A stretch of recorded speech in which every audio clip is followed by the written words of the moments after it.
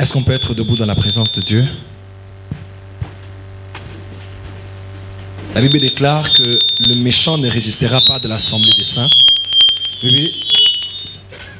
Bibiliya iravuga yuko umugizi wa nabi atazoshobora guhagarara mu kwera kw'Imana. La Bible dit le méchant ne résistera pas de l'assemblée des saints. Umugizi wa nabi ntazoshobora kwihangana kuba Alors hagati nous y'abera. allons prier pour prendre autorité contre toute forme d'esprit qui peut combattre ce culte ou combattre ce que tu veux recevoir dans la présence de Dieu. Rero tugiye gusenga tugwanya imwe mu mbi n'umuntu wese cyangwa ikintu cyose cogwanya yuko woba mu kwera kw'Imana. Est-ce qu'on peut dire amen bien? Mbega twavuga amen neza. Le diable est un ennemi redoutable, Satani n'umwansi mubi akomeye. mais celui qui est en nous est plus fort. Ariko uri muri twebwe arakomeye. Et par une foi ferme, nous le résistons et nous le chassons au nom de Jésus. Kandi iyo duhagaze dushikamye turamwirukana kandi agahunga. J'aimerais que chacun entre dans son esprit igihe umuntu wese et agiye commence kwinjira à muri s'élever mwe. contre toute forme d'esprit de distraction, de divagation de pensée, toute forme de distraction, d'envoûtement ou bien tout acte, toute œuvre de la sorcellerie qui peut vouloir opérer pendant ce séminaire. Parce que je vous dis, il y a des choses qui vont se passer. Wirukana imwe mu mbi zishobora kugusamaza cyangwa zikuzanira ivyiyumviro bitari byo uzirukana mu izina rya Yesu kuko ndababwira muri uyu mwanya ashobora gukoreka byinshi byo tuma mutabona ubwiza Et bw'Imana. la prière d'autorité, ce n'est pas parler à Dieu. Umviriza isengesho ry'ubushobozi sukubwira Imana. Amen. Même après les messages, quand je dirais on va faire des prières d'autorité, prière d'autorité, ce n'est pas parler à Dieu. Umviriza nigenza guheza kwigisha nkababwira ngo dusenge isengesho ry'ubushobozi. Ce n'est pas commencer à dire oh Dieu regarde mes ennemis, combat mes ennemis, agis Seigneur. On ne fait pas des prières d'autorité en parlant à Dieu. O iyo dusenga amasengesho y'ubushobozi nitubwira Imana ahubwo dutegeka twirukana abadayimoni. Est-ce qu'on est d'accord? Mbega turi La kumwe. deuxième des choses, Icya kabiri on fait des prières d'autorité en parlant à l'ennemi. umviriza babwira bategeka umwansi Parce qu'on prend autorité sur lui. kuko dufata ubushobozi kuri we. Amen. Amen. La troisième chose, Icya gatatu on ne fait pas de prières d'autorité à genoux. ni rero ntibasenga amasengesho kwirukana abadayimoni bafukamye ku mavi Parce que dans les lois spirituelles, même les gestes et les positions comptent. kuko mu mategeko y'ivy'imwemu inyifato yawe n'ingene wukora navyo biraharugwa. Dernièrement, j'ai dit qu'on prie pour chasser les esprits mauvais. Il y a une femme qui était quelque part là, elle s'est mise à genoux. Uherukana babwiye ngo Et elle a twirukane commencé à imwemu prier. mbi umudamu umwe arafukama ajya atangura On ne se gusenga. met pas à genoux devant l'ennemi. Umviriza ntibafukama imbere y'abadayimoni.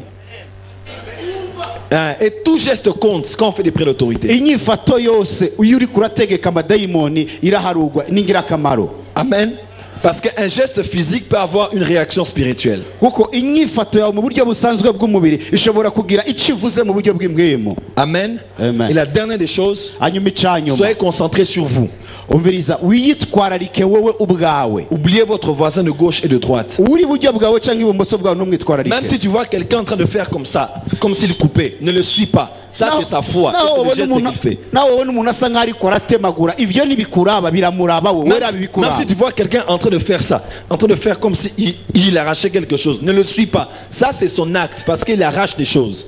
Umviriza naho ubona asa nk'aho ariko arakwega ikintu arico ariko aranyaga ivyo biramuraba we n'akazi kawe wewe raba ivyawe kuko we afise ivyo ariko arakwega Dis à vyiwe. ton voisin, tout geste va compter. Bwira uwo muri kumwe uti inyifato yose ngaha n'ingirakamaro. Est-ce que vous êtes prêts? Mbega muriteguye? Est-ce que vous êtes prêts ce soir? Mbega muriteguye muno Dites mugoroba? amen bien que je vous entende. Vuga amen nziza kugira ngo On peut ndabumve. augmenter le son de mon micro. Dites amen bien que je vous entende. Vuga neza amen neza ndakumva. Voilà, dites amen bien. Vuga amina neza. Alors ce séminaire, ce n'est pas un séminaire où on est des brebis du Seigneur. Ce n'est pas un séminaire où on est des saints. Ce n'est pas un séminaire où on est des adorateurs. C'est un séminaire où on est des guerriers et l'armée de Dieu. Umviriza uyu mugoroba izi nyigisho si inyigisho aho twebwe tuzobabera tuzoba intama za Kristo oya kandi tuzoba abahimbaza Imana oya tuzoba ingabo z'abagwanya Satani. Non, on n'est pas ici pour adorer. C'est pas un séminaire d'adoration. Nituri ngaha guhimbaza Imana oya si inyigisho zo guhimbaza C'est un Imana. séminaire de prière et de combat spirituel. Ni inyigisho zo gusenga amasengesho y'intambara. Donc emmenez vos enfants, emmenez les enfants, emmenez les parents, emmène ta femme, emmène ton mari. Ne manquez pas, il y a des choses qui vont se passer ici. Uzozana abana bawe umugabo wawe ndeka ntibaze babure muri uyu mwanya kuko hari ibintu bizokoreka bidasanzwe. Est-ce que vous êtes prêts? Mbega muriteguye? Alors on va dégager l'atmosphère spirituelle. Rero tugiye kurema ikirere cy'imwemu. Nous prenons autorité au nom de Jésus. Dufashe ubutware mu izina rya Yesu. Père, dans le nom de Jésus. Data mu izina rya Nous Yesu. prenons autorité. Dufashe ubushobozi. De par la position que nous avons en Christ, assis dans le lieu céleste, au-dessus de toute principauté, autorité et domination. kubw'ikibanza waduhaye cyo kwicarana na Yesu ahantu ho mu ijuru kugira ngo dutegeke imwe mu mbi z'abakuru bo mu kirere n'ubutware bwose bwo kwisi. Je m'élève à Bujumbura comme prophète et apôtre du Seigneur. Mana nduze hejuru mu gisagara cya Bujumbura nk'umuhanuzi kandi nk'intumwa yawe muri kino gisagara. Je paralyse les esprits territoriaux, je paralyse les forteresses qui se sont établies dans de faux raisonnements dans la tête de ces gens qui vont écouter. Mugabanije imigambi n'ivyiyumviro bibi byinjiye mu mitwe y'abantu n'izina rya Yesu Kristo. Je renverse les forteresses. Mwami ntembagaje ibihome Je byose. brise les faux raisonnements. Ibivyiyumviro bibi byose Et je nabisambuye. rends captif toute pensée à l'obéissance de la parole de Christ. Kandi mfashe icyiyumviro cyose ndacegurira Kristo mu izina rya Yesu. Je libère l'atmosphère spirituelle. Mwami ndekuye ikirere cy'imwemu mu Je buryo libère le ministère des anges. Mwami ndekuye ibikorwa by'abamarayika Je hagati mu décrète twebwe. un ciel ouvert pendant cette semaine. Mwami ndategetse ijuru ko ryugurukwa muri iyi ndwi yose. J'appelle au nom de Jésus pour que des anges guerriers viennent et entrent dans les familles ici. Ndahamagaye yuko abamarayika b'abagwanyi baza bakinjira muri iri shengero. Je prie que la puissance du sang soit à l'œuvre. Ndasenze ngo igikorwa cy'amaraso gikoreke hano Je hantu. prie que la puissance de l'esprit soit à l'œuvre. Ndasenze ngo igikorwa cy'amwemu gikoreke Je hano prie hantu. que la puissance des anges soit à l'œuvre. Ndasenze ngo ubushobozi bw'abamarayika bukoreke hano Je hantu. prie que l'autorité apostolique soit à l'œuvre. Ndasenze ngo ubushobozi bw'intumwa bukoreke hano hantu. Je prie que l'autorité prophétique soit à l'œuvre. Ndasenze ngo ubushobozi bwa gihanuzi bukore hano hantu. Je prie que les dons spirituels soient à l'œuvre. Ndasenze ngo impano za mwemu yera zikore Je hano hantu. prie que l'esprit de la prophétie soit à l'œuvre.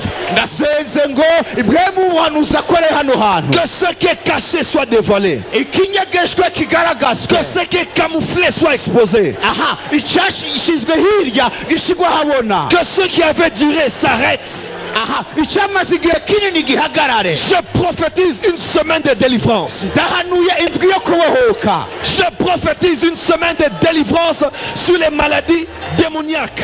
Ndahanuye indwi yo kubohoka indwara ziva ku badayimoni. Je prophétise la fin de la puissance des liens de sang. Ndahanuye guhagarara k'ubushobozi buva mu mbaraga karande. J'invoque la puissance de la mort et de la résurrection de Christ. Ndahamagaye ubushobozi bwo kuzuka muri Kristo Yesu. Et je déclare que les acquis de la croix seront nôtres au nom de Jésus. Ndatuye yuko uburenganzira twaho ku musaraba ubu bwacu muri Kristo Yesu. La vérité qui a franchi sera prêchée avec puissance pendant cette semaine. Ukuri guduha kwidegevya gukore hano hantu muri ino ndwi mu izina rya Yesu. Et le nom de celui qui est ressuscité d'entre les morts sera glorifié par-dessus tout. Hanyuma izina ry'uwazutse mu bapfuye ndarishize hejuru kurusha byose. En accord avec les Écritures. Twemeranije n'ivyanditswe. Car la parole dit qu'il est apparu afin de détruire les œuvres du diable. Uko ijambo rivuga ngo yagaragaye kugira ngo agwanye ibikorwa by'umubiri. Je déclare que les œuvres des démons seront exposées. Ndatuye yuko ibikorwa by'abadayimoni bigaragara. Et je déclare que les démons seront vaincus. Kandi ndavuza yuko abadayimoni batsindwa. Quels que soient les types et les sortes et la catégorie des démons, ils seront vaincus. Naco bivuze urwego rw'abadayimoni n'ubushobozi bwabo baraneshwa mu izina rya Yesu. Je paralyse les œuvres des sorciers. Ndahungabanije ibikorwa by'abarozi. Je décrète un couvre-feu dans le secteur. Aha, ndategeka couvre-feu muri kano kare mu buryo bw'impemu. J'annonce le jugement sur ceux qui oseront combattre cette assise. Shiriye urubanza kubahaguruka kugwanyira ishengero. Et j'annonce Kandi une semaine de vengeance de l'Éternel. indwi y'ukuhora guhoraho. Au nom de Jésus-Christ. Izina rya Yesu Et Kristo. les saints disent Amen. Kandi abera bavuge ngo Acclamons amina. très fort pour le roi de gloire. Kadukomera amashi cyane kubw'umwami w'abami. Acclamez comme des vainqueurs. Mukoma amashi nk'abatsinzi. L'atmosphère spirituelle est dégagée. Aha, ikirere cy'imwemu cyugurutse kiri hejuru yacu. Amen. Amen. Mettons-nous, je vous en prie. Est-ce que nous sommes prêts pour la parole? Mbega turiteguye kubw'ijambo. Est-ce que nous sommes prêts pour la parole? Mbega turiteguye kubw'ijambo. J'aimerais entendre un amen mieux que ça. Ndagomba kumva amen zizirushiyo. Amen. Amen. Amen. Amen. Lisons la parole de Dieu Kadusome ijambo ry'Imana. dans Juges chapitre 6, Abacamanza igice cya gatandatu. versets 25 à 34. Murongo wa 25 gushika kuri 34. Behind the veil. Juge 6, 25 à 34. abacamanza igice cya gatandatu umurongo 25 gushika kuri 34. Chacun va lire dans sa Bible, écrivez vraiment les versets. Aujourd'hui, j'aimerais poser les fondements. umuntu wese yandike mu gitabo ciwe uyu munsi ndagomba gushiraho urufatiro. Je vais vraiment, comme enseigner, je vais poser vraiment les fondements pour que ce qu'on va faire soit biblique. nk'umuntu yigisha ndagira nshire ku rufatiro kugira ngo ivyo tuza kuyaga bibifatiye mu ijambo ry'Imana. Je vais lire dans ma version et lisez aussi dans la vôtre. Arasoma muri Bibiliya yiwe nawe usome mu yiwawe. Cette nuit-là, Juge 6, 25 à 34. abacamanza gatandatu 25. Cette nuit-là, donc c'est la nuit après la visitation de l'ange à Gédéon pour lui donner son appel. Vous vous rappelez? Muravyibuka nijoro Imana yagendeye Gideon. Cette nuit-là, le Seigneur ordonna à Gédéon: prends le taureau de ton père. Cette semaine, on fera les offrandes de taureau. Amen. Prends le taureau de ton père, le second, celui qui a 7 ans. Démolis l'autel de Baal que possède ton père et coupe le poteau sacré dressé à côté. Je répète, démolis l'autel de Baal, une autre version dit renverse, que possède ton père et coupe le poteau sacré dressé à côté. Au sommet de cette colline, construis ensuite pour le Seigneur ton Dieu un autel bien aménagé. Tu prendras et tu l'offriras en sacrifice complet en utilisant par le feu le bois du poteau sacré que tu auras coupé. Gédéon choisit 10 de ses serviteurs pour faire ce que l'Éternel lui avait ordonné, mais il le fit de nuit. Amen. Car il avait peur d'agir en plein jour à cause de sa famille et des habitants du village. Hein? La famille et les habitants du village. La famille et les habitants du village. Le matin, à leur réveil, les gens du village constatèrent que l'autel de Baal avait été démoli, que le poteau sacré dressé à côté avait été coupé et que le taureau de la seconde portée avait été offert en sacrifice complet sur l'autel nouvellement construit. Qui a fait cela? Se demandèrent-ils les uns aux autres. Ils se renseignèrent, firent les recherches et découvrirent que c'était Gédéon, fils d'Yoash. Ils dirent alors à Yoash: amène-nous ton fils pour que nous le mettions à mort, car il a détruit l'autel de Baal et a coupé le poteau sacré dressé à côté. Yoash répondit à tous ceux qui faisaient front contre lui: est-ce à vous de défendre la cause de Baal et de venir à son secours? Quiconque défendra sa cause sera mis à mort avant demain matin. Si Baal est Dieu, mais qu'il se défende lui-même, car c'est son autel qui a été détruit. À partir de ce moment-là, on appela Gédéon Yérubal, c'est-à-dire que Baal se défende à cause de la parole de Yoash. Yoash. Que Baal se défende lui-même, car c'est son autel qui avait été détruit. Je déclare que les autels de ta famille seront détruits aujourd'hui au nom de Jésus. Les Madianites, les Amalécites et les nomades de l'Orient se rassemblèrent, traversèrent le Jourdain et installèrent leur camp dans la plaine de Jisraël. Mais l'esprit du Seigneur s'empara de Gédéon. Celui-ci sonna de la trompette pour appeler les hommes du clan d'Abiézer à le suivre. Amen. Acclamons pour la parole de Dieu. Écrivez ça. Nous avons tous lu. Je vais aller directement au message. Renverser les autels de la maison. Renverse l'autel de la maison de ton père. Cet épisode que nous venons de lire se trouve à cheval entre l'appel de Gédéon et l'exécution de la mission de Gédéon.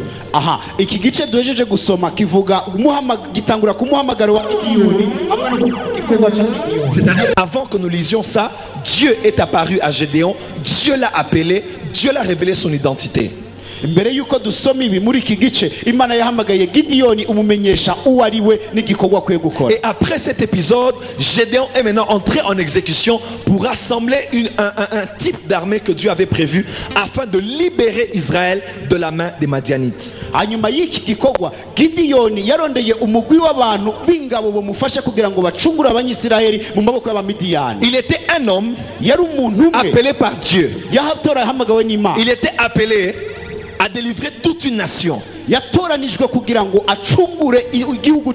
entre son appel individuel et la délivrance qu'il devait apporter à toute une nation, il y avait un épisode importante de sa destinée. hagati y'umuhamagaro wiwe no gucungura igihugu hari ikintu yategerezwa gukora gikomeye kubw'akazoza kiwe. Est-ce que vous êtes avec moi? Mbega turi kumwe? Je répète, il ndabisubiramo, était une personne choisie umuntu umwe atoranijwe pour délivrer toute une nation. kugira ngo acungure igihugu. Mais il y avait une épisode importante avant de passer à l'autre étape. ariko hagati aho oya hari igice kiriho gikomeye kugira ngo ashike kuri icyo Il gice. avait l'appel de Dieu, yarafise il umuhamagaro avait w'Imana, l'approbation de Dieu, yarafise kwemererwa il avait n'Imana, l'assurance de la présence de Dieu, yarafise kumenya neza adakekereza il avait la kw'Imana. révélation de son identité. yarafise guhishurirwa ku vyerekeye uwo ari we. Dieu l'a même approuvé en approuvant son offrande.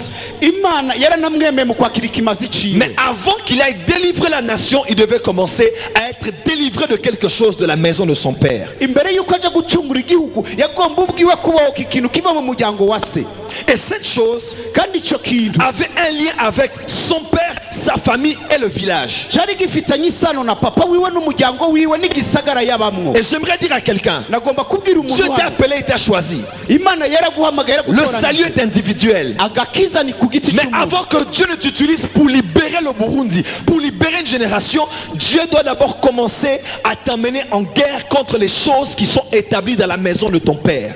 imbere y'uko Imana iguhamagara gucungura igihugu, imbere y'uko Imana iguhamagara gucungura abantu, ibanza kukuzana kugwanya ibiri mu muryango wawe. Parce que dans la maison de son propre père, kuko mu nzu ya se il y avait un hôtel établi pour Baal.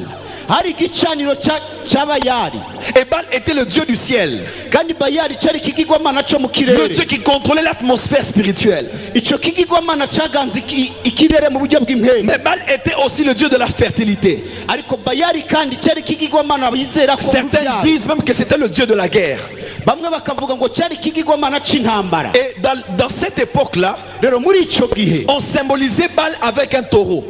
Bayali bakigereranya n'umutwe w'inka. Retenez bien ces choses. ivyo mubifate neza. Si vous êtes là, dites Amen. nimba muri ngaho muvuge Et ngo amen. Dieu dit à Gédéon, Imana ibwira Gideon, tu dois commencer à traiter quelque chose qu'il y a dans votre famille. uzotangura gutunganya kwanza ikintu kiri mu muryango wawe. Je ne peux pas t'emmener à l'étape suivante tant que tu n'as pas réglé cette chose dans la maison de ton père. ntushobora kuja muri iyo ntambwe ikurikira utaratunganya ivyo mu nzu ya so. Et pendant cette semaine, Dieu dit à des chrétiens, rero muri iyi ndwi Imana irabwira abakirisu, même si tu as été baptisé d'eau, naho wabatijwe mu tu as mazi reçu Jésus, wakiriye tu as Yesu, un appel au ministère, ukaba ufise tu umuhamagaro prêches, w'umugambi, chantes ou bien même prophétises. uravuga ubutumwa bwiza ukaririmba cyangwa ugahanura. Mais tant que tu n'as pas commencé à traiter les choses dans la maison de ton père, tu n'es pas qualifié pour passer à la prochaine étape. ariko mu gihe utaratunganya ivyo mu nzu ya so ntibibereye yuko uja mu gice gikurikira. La Bible déclare que celui qui ne sait pas gérer, avoir autorité sur sa propre famille, comment pourra-t-il diriger l'église du Seigneur? Bibiliya iravuga ngo udashobora gutunganya neza ivyo mu nzu yiwe niko utazotunganya ivyo mu nzu y'Imana. Juste pour dire qu'il y a des choses, avant d'exercer l'autorité à l'extérieur, tu dois exercer l'autorité à l'intérieur. kuko bisigura yuko imbere yo gukora ubushobozi bwawe hanze ubanza kubukoresha mu nzu yawe. Et si tu n'as pas vaincu les autels de ta famille, tu ne peux pas vaincre les autels de l'église, de ton quartier ou de la nation. kandi niyo rero utaranesha ibigirwamana vyo mu muryango wawe biragoye kuzonesha ivyo mu gisagara huba canke muri quartier huba. Voilà pourquoi Jésus a dit vous recevrez une puissance. nico gituma Yesu yavuze ngo Elle sera une autorité sur vous. azobako ubushobozi Mais l'autorité, vous allez l'exercer à Jérusalem, ariko ubwo bushobozi muzobukoresha après Yerusalemu jusqu'aux extrémités de la terre. hanyuma gushika ku mpera z'isi. Et j'annonce à ta famille cette semaine. ndamenyesha umuryango wawe. Je disais que j'annonce à ta famille cette semaine. ariko ndavuga ngo ndamenyesha Je disais que umuryango wawe. j'annonce à ta famille cette semaine ndamenyesha que tu te lèves comme Gédéon. uhaguruke nka Gideyoni. Quel que soit ce qui était établi, ibyo ari byo byose quels que byubatswe, soient les liens qu'il y a fait depuis des années, imigozi yose ibabosha imyaka n'imyaka, tu te lèves comme Gédéon. uhaguruke nka Gideyoni. Je dis que l'onction de Gédéon est sur toi. ndavuze ngo amavuta ya Gideyoni ari kuri wewe. Je ne sais pas à qui je parle. sinzi uwo ndi kuvuga. L'onction de Gédéon est sur toi. gusigwa kwa Gideyoni kuri Et je te vois renverser les autels. kandi ndabona Et je te vois briser les poteaux qui sont les antennes. ndabona umenagura inkingi arizo zari ziduze hejuru. Les antennes spirituelles qui relient ta famille avec le village, ta famille avec des sorciers. Je vois les autels et les poteaux tomber au nom de eux.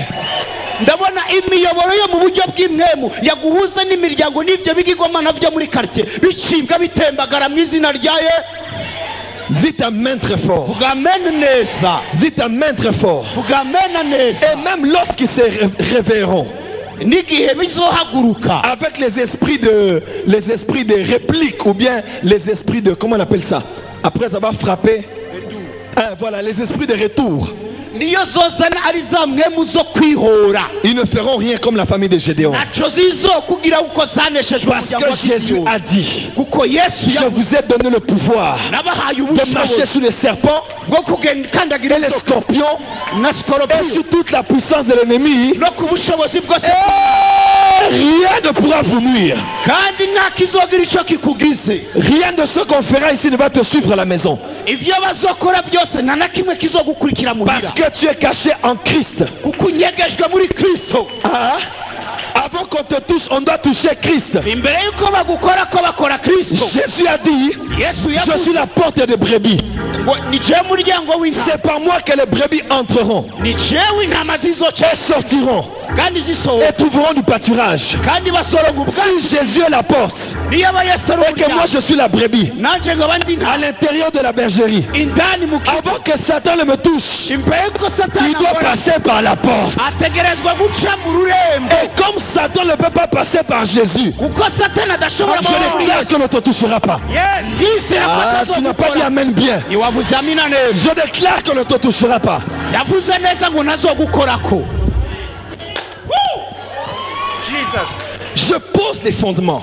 Ndashizeho urufatiro. Écoutez très bien. Nkurikira neza. Lorsque nous Jésus-Christ a versé son sang pour l'humanité. Yesu yasheshe amaraso yiwe ku bw'isi yose. Il a accordé le salut, il a payé le prix. Aha, yatanze agakiza kandi yatanze n'igiciro cyawe. Mais ce n'est pas tout le monde qui ira au ciel. Ariko si bose bazoja mu ijuru. Seuls ceux qui ont la connaissance du Fils de Dieu qui seront sauvés. Abo bonyine bamenye umwana w'Imana bagakizwa. La deuxième des choses que j'aimerais dire, Cya kabiri ngomba kuvuga. le jour où tu as reçu maintenant Jésus, Umunsi wakiriye Yesu. qu'est-ce qui a été sauvé en toi? Niki cyacunguwe muri wewe? C'est ton esprit qui a été sauvé. Mwemu yawe yacunguwe. L'homme est esprit, il a une âme, il est dans un corps. Umuntu ni mwemu iba mu mubiri kandi ifise ubugingo. Le jour où tu es sauvé, Umunsi wakizwa c'est ton esprit qui a été sauvé. ni mwemu yawe yavutse ubwa kabiri. Ton âme est en train d'être sauvée Ubugingo bwawe buri et ko ton corps buracunguwe. sera sauvé. Kandi umubiri wawe uzokicwa. Est-ce que je peux expliquer? Mbega nobisiga. Le jour où tu reçois Jésus, Umunsi wakiriye Yesu. Jésus vient habiter dans ton esprit. Yesu akaza kuba mu mwemu C'est yawe. ton esprit qui te met en contact avec le ciel. Ni mwemu yawe ikuhuza n'ijuru. Ton esprit est ressuscité. Imwemu yawe yavutse ubwa kabiri cyangwa yarazutse. Cet esprit qui était mort au jardin d'Éden, Aha, iyo mwemu yari yarapfiriye muri Edeni. c'est ton esprit qui est ressuscité. Ni mwemu yawe yazutse. Amen. Amen. Mais ta peau n'a pas changé. Ariko umubiri wawe ntiwahindutse. Tu n'as pas grossi le jour où tu as reçu Jésus. Umunsi wakiriye Yesu ntiwavyibushe. Ton corps sera sauvé le jour où Jésus reviendra, où l'incorruptible revêtira le corruptible. Excusez-moi, où le corruptible revêtira l'incorruptible. Umubiri wawe uzocungurwa igihe igipfa kizokwambara ikidapfa. Quand Jésus viendra dans les nuées, Igihe Yesu azozana mu nous kirere. allons quitter ce corps et porter les corps glorieux. Tuzova muri uyu mubiri twambara umubiri C'est w'icubahiro. le jour où le corps sera sauvé. Niwo munsi umubiri uzocungurwa. Mais la troisième partie de ton être, c'est ton âme. Ariko igice cya gatatu n'ubugingo Et bwawe. l'âme est en train d'être sauvée tous les jours par le renouvellement de l'intelligence. Aha, ubugingo bwawe bugenda bucungurwa biciye mu kuri umenya mu ijambo ry'Imana. La Bible déclare, Bibiliya ne iravuga vous ngo conformez pas au siècle présent, ngo nimwishushanye n'ivyiki. mais soyez transformés par le renouvellement de votre intelligence. Ariko nimuhindurwe n'ijambo ry'Imana. Chaque fois que tu es en contact avec la parole de Dieu, Igihe cyose usoma ijambo que tu as ry'Imana des informations du ciel ukakira amakuru y'ijuru concernant ta vie, bijanye n'ubuzima ton bwawe. esprit n'a pas de problème. Imwemu yawe nta ngorane Ton ifise. corps, c'est ce jour-là. Umubiri wawe ni wa Mais ton munsi. problème, c'est ton âme. Ariko ingorane yawe Dans ton n'ubugingo bwawe. subconscient et dans ton inconscience, la parole de Dieu vient te donner des informations qui te transforment afin que tu sois en alignement avec ton esprit pour être en contact avec Dieu. Kuvyuzi no kuvyutazi ijambo ry'Imana riragutegura kugira ngo ushobore kumenya kumvikana n'ijuru. Voilà pourquoi la qualité de la parole que tu entends Nico gituma wumva ijambo wumva détermine la qualité de l'homme que tu es. aha, rigaragaza umuntu uriwe. Parce qu'il y a des gens qui ont reçu Jésus, Kuko hari abantu bakiriye mais qui Yesu continuent à vivre comme des païens. ariko bakabandanya kuba Ce n'est nk'abapagani. pas qu'il n'a pas été sauvé. Suko batakiriye. Il a été sauvé. Yarakijijwe. Mais c'est son âme qu'il doit traiter. Ariko n'ubugingo bwiwe ategerezwa Il doit gusuzuma. serrer sa parole. Ategerezwa kugumya La ijambo. parole de Dieu à son cœur. Ijambo ry'Imana mu mutima wiwe. David a dit, je serre ta parole contre mon cœur pour ne pas pécher contre toi. Dawidi aravuga ngo nagumije ijambo rya mu mutima wanje kugira ngo sindagucumureko. Voilà pourquoi mes frères et sœurs, Raba nicyo gituma bashikanje vos basaza. oreilles sont la porte de votre âme. Amatwi niwo muryango w'ubugingo bwanyu. Ne donnez pas vos oreilles à écouter n'importe quoi. Amatwi yanyu nimuyatega ibipfu byose. Lorsqu'on dit achetez les CD, achetez les CD, achetez les livres, écoutez les prédications de qualité, parce que ça travaille votre homme intérieur afin que le vieil homme tombe, mais que l'homme intérieur soit bâti en Christ Jésus. Iyo tubabwira ngo mugure ibitabo cyangwa amasede tuba tubwira ngo mwumvirize iryo jambo ribakuza kugira ngo umuntu wanyu wakera apfe umusha abeho. Dites amen bien. Vuga amina neza. Lorsqu'un homme de Dieu ne vous prêche pas la vraie parole, vous êtes libre de le quitter. Igihe umukozi w'Imana atakubwira ijambo rikwiriye urakwiye kumureka. Je vous dis la vérité. Ndababwiza Ce que je dis, c'est vrai.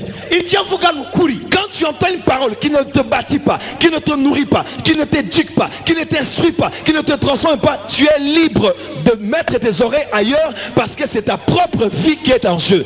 Umviriza, iyo wumva umukozi w'Imana akubwira ijambo ritagufasha, ritakubaka, ritakuguza, ritaguhindura, ni uburenganzira bwawe yuko umureka kuko n'ubuzima bwawe buri ku munzani. Oh, dites amen. Vuga amina neza. Soyez sélectif avec ce que vous donnez à vos oreilles. Umviriza, hitamwo neza ivyo wumviriza. Ce que tu entends Ivyo wumviriza détermine ce que tu penses. aha bigaragaza ivyo wiyumvisa. Ce que tu penses Ivyo wiyumvisa détermine ce que tu fais. aha bigaragaza ivyo ukora. Ce que tu fais Ivyo ukora détermine tes habitudes. navyo bitwereka akamenyero kawe. Tes habitudes akamenyero kawe déterminent ton caractère. aha kakerekana kameremere Et kawe. ton caractère Kameremere détermine ta destinée. kakerekana kazoza kawe ico uzobe co. Voilà pourquoi ta destinée est en jeu en fonction de ce que tu écoutes. Raba rero igituma kazoza kawe kari ku munzani bijanye n'ivyo wumviriza. La Bible déclare, Bibiliya ivuga la ngo, foi vient de ce qu'on entend. aha kwizera kuzanwa n'ivyo twumva. Mais moi je dis, la foi part aussi en fonction de ce qu'on entend. Ganje ndavuga ngo kwizera kuvuga bijanye n'ivyo twumva. Dans l'échographie, lorsque une femme est enceinte, le bébé dans son ventre a la forme d'une oreille. Vous avez déjà remarqué ça? Kwa muganga iyo bariko bararaba umwana mu nda y'umuvyeyi mu gitereko igico gicapo kimeze nk'ugutwi gifise ishusho y'ugutwi. Vous avez déjà remarqué ça? Ivyo mwari mumaze kubibona. Parce que la vie commence par l'écoute. Kubera ko ubuzima butangurira mu kumva. Ne donnez, vos oreilles ne sont pas des poubelles dans lesquelles n'importe qui doit en faire entrer n'importe quoi. Amatwi yanyu si amasaho y'ubucafu aho abantu bakwiye gusukamwo ubucafu ko bigombeye. Moi je n'écoute pas tous les prédicateurs. Je sinumva bavuga butumwa bose. Je suis dans un pays démocratique et je suis libre de choisir qui écouter parce que ma destinée Ndi mu gihugu kirimwo demokrasi mfise uburenganzira bwo kumva uwo nshaka kuko ivyo bifise ingaruka kuri kazoza kawe. on ne reste pas avec un homme parce qu'il te parle de Dieu parce que tu as pitié de lui. On reste avec quelqu'un parce que tu es en train de veiller à ta destinée. Il y a des gens qui sont dans des églises, on te prêche n'importe quoi, mais parce que si je pars on va dire, si je pars on va penser, si je pars on va dire, si je pars, non, tu es libre. Là où on te nourrit, là où tu grandis, c'est là où tu dois aller. Nitugumana n'umuntu kubera yuko tumugiriye imbabazi, oya tugiye kugumana n'umuntu kuko hari icyo adufasha, hari icyo twubakisha, kuko ivyo twumva bigaragaza aho tugiye kuja naho dushaka gushika. Jésus a dit, Yesu yavuze, vous recevrez une puissance muzokwakira et ubushobozi vous deviendrez les témoins. kandi muzoba Vous ivyabona, recevrez et muzokwakira vous deviendrez. kandi muzohinduka. Nous devenons en fonction de ce que nous recevons. Duhinduka bijanye n'ico twakiriye. La qualité de ce que tu deviens est en fonction de la qualité de ce que tu reçois. Ubwiza bw'ico twakira bujanye n'ubwiza bw'ico dufise. Ma prière Isengesho est que Dieu donne à ce pays des prédicateurs qui prennent les arrivages du ciel pour donner aux gens. aha isengesho ryanje nuko abavuga butumwa muri ico gihugu bakira ivyiza bishasha bivuye mu ijuru kugira ngo bayi ubwoko bw'Imana. Beaucoup de chrétiens ont des diarrhées spirituelles Abakristo benshi bagwaye Parce qu'on a pris la nourriture de hier, kuko bafungura ibyo kurya hajya la nourriture qui a dormi. Ivyagashe On a seulement pris ça. bakavyaki Comme on n'a pas d'inspiration, kuko on nagwisha chauffe un peu. bagashusha On gato chauffe la prédication là. bagashusha ubwo On butumwa met un peu d'eau. bagasukamo On chauffe un peu. bagashusha Et quand les enfants mangent à l'église, iyo abana ils bafunguye sentent seulement brrrr. Et ils vont dans les toilettes spirituelles babikora uko nyene parce qu'ils ont mangé une nourriture avariée. uko bari ivyo Le temps est arrivé igihe kirageze d'être connecté au conseil de Dieu. yuko tucoka kuri uwo mugozi Pour w'ijuru prendre la manne. tukakira La nourriture qui vient d'en haut. ivyo kurya bivuye hejuru Jésus a dit, yesu yavuze heureux ce serviteur arahiri umuntu que je veux trouver qui donne le pain convenable, la nourriture convenable au temps convenable. nzosanga afungura ivyo kurya bibereye mu gihe kibereye. Est-ce que les prédicateurs peuvent dire Amen? Mbega abavuga butumwa bavuga amina. C'est un péché pour un prédicateur d'endormir son auditoire. Ni icyaha yuko umuvuga butumwa asinziriza ishengero Parce rimwe que la parole est la parole de vie. kuko ijambo ni ijambo ry'ubugingo. Dites Amen bien. Vuga amina neza. Dites Amen bien. Amena neza. Ton âme doit être transformée. Ni ukuvuga rero ngo ubugingo butegerezwa Des informations doivent entrer en toi. aha amakuru meza ategerezwa Pour que kwinjira ton muri wowe. subconscient reçoive des informations. kugira ngo ubwenge bwawe mu bwenge bwawe Ta wakira conscience amakuru masha. reçoit des informations. gutahura kwawe kwakira amakuru masha. Et c'est comme ça qu'on est délivré. uko niko tubohoka. Et le genre de message que je vais prêcher, ubwoko bw'ijambo nzokwiga c'est le fruit de l'expérience. n'imbuto y'ivyo nabayemwo. De près de 15 ans d'œuvrer dans le combat spirituel. mu myaka 15 maze mu masengesho y'intambara y'imbere J'ai connu des choses. nabonye ibintu J'ai subi des choses aussi. nahuye n'ibintu Mais la Bible déclare, ariko vous bibiliya connaîtrez la vérité. muzomenye Et la vérité vous affranchira. kandi ukuri kuzoba Et comme Jésus m'a affranchi, il va vous affranchir aussi. uko yesu yamaye kwidegemvya azoba kwidegemvya. Amen très fort. ugamina neza. Donc, ni ukuvuga on rero peut être rempli du Saint-Esprit, dushobora kuzura mpemu mais ye continuer à être lié par des choses. ariko tukabandanya tuboshwe Parce qu'on n'a pas reçu l'information nécessaire kuko tutaronse inyigisho qui zikwiye te révèle ton vrai problème ziguhishurira ingorane yawe afin de te faire quitter de l'appel pour que tu sois libérateur d'une nation. kugira ngo zigukure mu ngorane zikujane kuba umucunguzi w'igihugu. Donnez-moi un amen bien. vuga amene nziza. Il faut qu'il y ait quelqu'un qui finance pour que cette prédication passe à la télé. Cette capitale doit écouter ce message. birakwiye yuko habaho umuntu ashigikira mu gutanga amafaranga kugira ngo ubutumwa bwiza buce kuri televiziyo iki gisagara kirabukeneye. Et cette semaine, iyi ndwi il y a des choses qu'il faut traiter avec la maison de son père. hariho ibintu rero dukwiye gutunganya mu miryango ya Si badani vous ne les traitez pas, non nitutabitunganya seulement qu'ils auront des conséquences sur vous, ntibizogira gusa ingaruka mu buzima mais les bwacu conséquences vont aller jusqu'à votre prochaine génération. ariko izo ngaruka zizoba no ku rubyaro rwacu. Et un péché, kandi icyaha ou bien un lien, cyangwa ou umugozi bien une forteresse cyangwa igitanda que vous ne détruisez pas, udasanganguye lorsque cela descend de génération en génération, cela deviendra plus puissant qu'avant. icyo iyo kibandanye kiva mu rubyaro kija mu rundi kirushirizaho kugira ingomezi Dans nyinshi. Genèse, on appelle le diable le serpent, mais dans Apocalypse, on l'appelle le dragon. Parce qu'avec le temps, sa tête s'est multipliée et il est devenu un dragon. mu itanguriro satani yitwa inzoka ariko mu iherezo yitwa sikoropiyo kuko uko igihe cyagiye kigenda umutwe we warakuze umera amahembe menshi. Maman, s'il y a des choses que tu n'arrives pas à vaincre, laisse-moi te dire, ta fille deviendra pire et tes petits-filles deviendront pires parce que tu n'as pas traité certaines choses à ton niveau. mama umviriza nimba udatunganije ivyo mu buzima bwawe bizoba ibikomeye ku mukobwa wawe kuko utabitunganije. Un homme de Dieu umuntu w'Imana voulait divorcer yagomba kwahukana et il a dit à Dieu, abwira Imana Seigneur, mwana qu'est-ce qui se passe? niki kiriko kimbako. Et Dieu l'a dit, Imana iramubwira mon fils, mwananje si tu divorces, niwahukana moi, jewe je vais te pardonner. nzokubabarira Tu pourras te remarier. uzosubira kandi Je vais urongore. t'utiliser.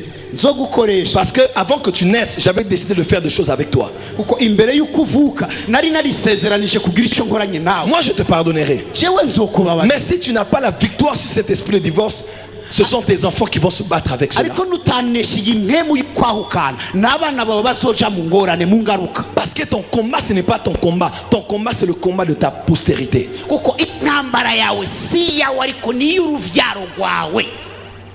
Et quand il a regardé sa famille, igihe yaravye umuryango son wiwe grand-père était divorcé. sogokuru wiwe Son yarawukanye, père était divorcé. papa we yarawukanye, Ses oncles et ses tantes étaient divorcés. bamuyomba biwe na base Même ses propres parents avaient divorcé. n'abavyeyi biwe bari barahukanye, Malgré qu'il servait Dieu, naho barabakoze il a ibyaha. été combattu par ce domaine. bagwanye muri ico kintu. Et Dieu l'a dit, si tu n'as pas la victoire sur cela, imana iramubwira ngo nutagira tu vas continuer à prêcher, je vais t'utiliser. uzobanaya kuvuga ubutumwa Mais bwiza, tes enfants vont continuer à divorcer. ariko abana bawe Voilà bazobanaya. pourquoi j'annonce à quelqu'un ce soir, ico gituma mbwira umuntu ça va nga s'arrêter par toi.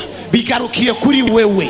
Ce que tes parents ont vécu, tes enfants ne le vivront pas. ivyo abavyeyi bawe babayemwo abana bawe ntibazobibamwo. Tu n'as pas dit amen. iwavuze amina. Ce que tes parents ont vécu, tes enfants ne le vivront pas. ivyo abavyeyi bawe babayemwo abana bawe ntibazobibamwo. Parce que tu es la génération qui va marquer la différence. kuko ururunganwa ruza gushiraho Est-ce itandukanye. que je peux prophétiser? mbega nohanura, Non, non, non, non. Est-ce que je peux prophétiser? mbega nohanura. J'annonce à partir de ce soir, ndatura kuvira c'est ijoro, toi qui deviens l'ancêtre. ni wowe uhindutse umutwe, C'est toi qui deviens l'ancêtre d'une nouvelle génération. ni wowe uhindutse umutwe urunganwa À partir de ruzakomoka. toi, une nouvelle génération commence. kuva kuri wewe urunganwa rushasha ruratanguye. Et tous les liens de votre famille et de vos villages s'arrêtent à bout. pya umviriza imigozi yose yo mu muryango wawe no muri gisagara ukomokamwo bihagaze uyu munsi abuwo, Ah, ça s'arrête à bout. birahagaze abuwo. Toi, tu es l'ancêtre d'une génération de riches. wewe uri umutwe urunganwa rw'abatunzi, Toi, tu es l'ancêtre d'une génération de prospères. uri umutwe w'urunganwe rutera imbere gusa. Tu ne connaîtras pas le divorce. muzomenya kwawo, Tu ne connaîtras pas les liens de malédiction. muzomenya imigozi ya Si tu l'as dit, amen très fort. iwaba uri ngaho avuga amina neza, Dis amen très fort. vuga amina cyane. Adam a péché.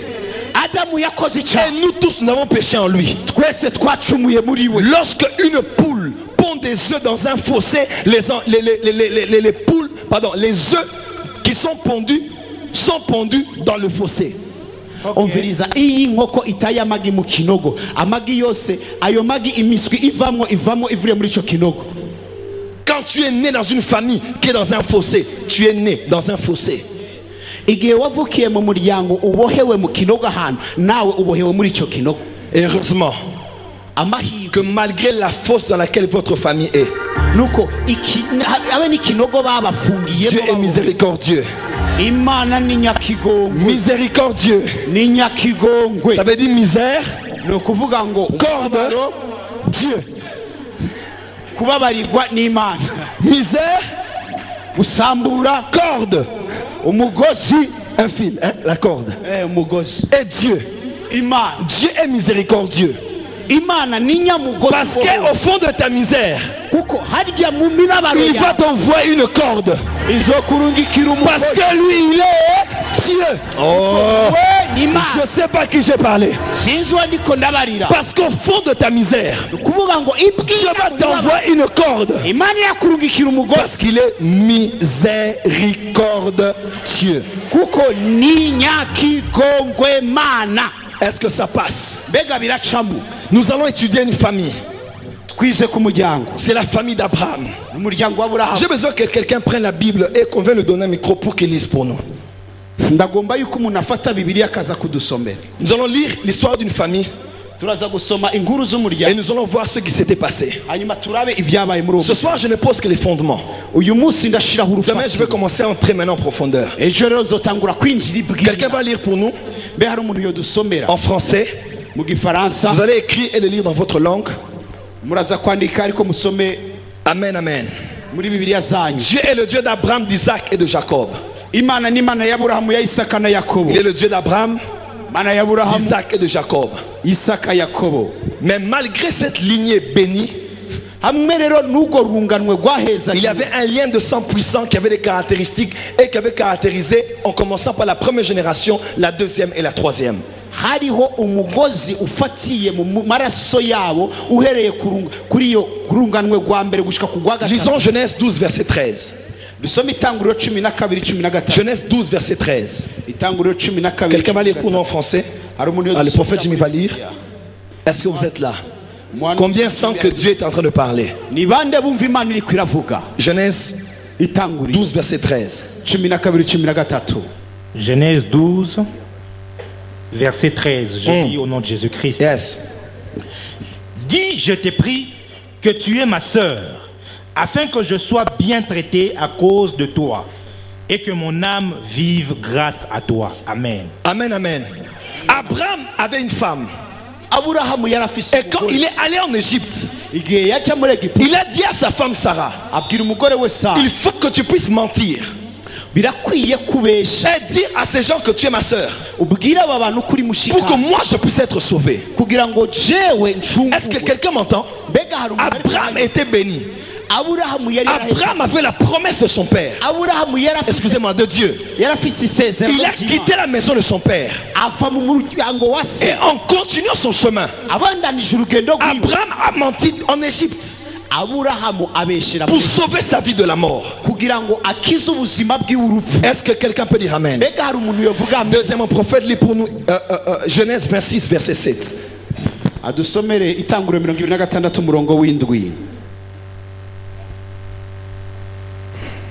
Genèse 26 verset 7.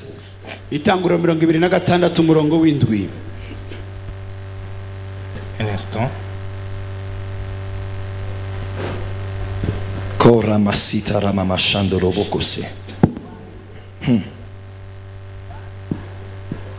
Genèse 26 verset 7.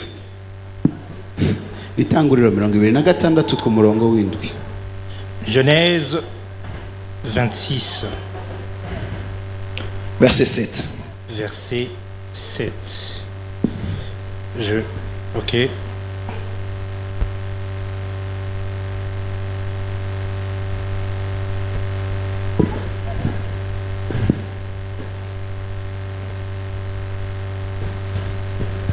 Est-ce que vous y êtes? Oh là là.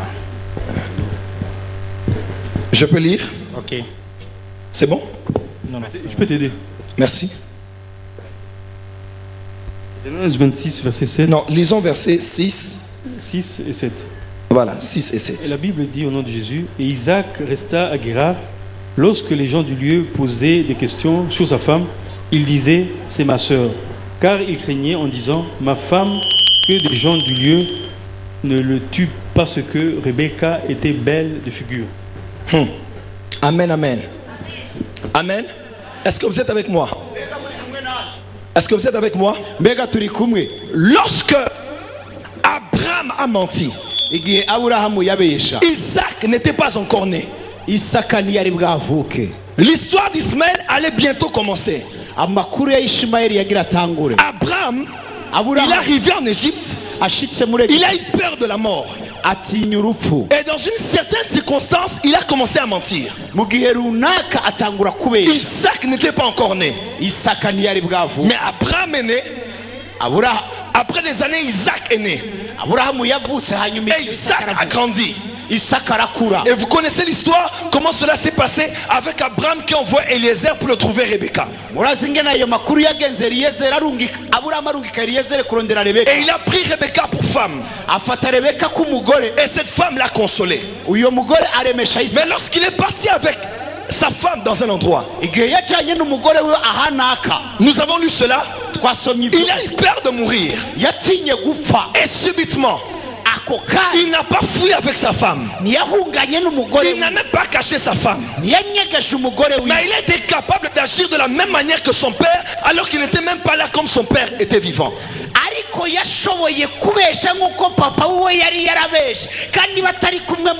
Parce qu'en face d'une quelconque circonstance,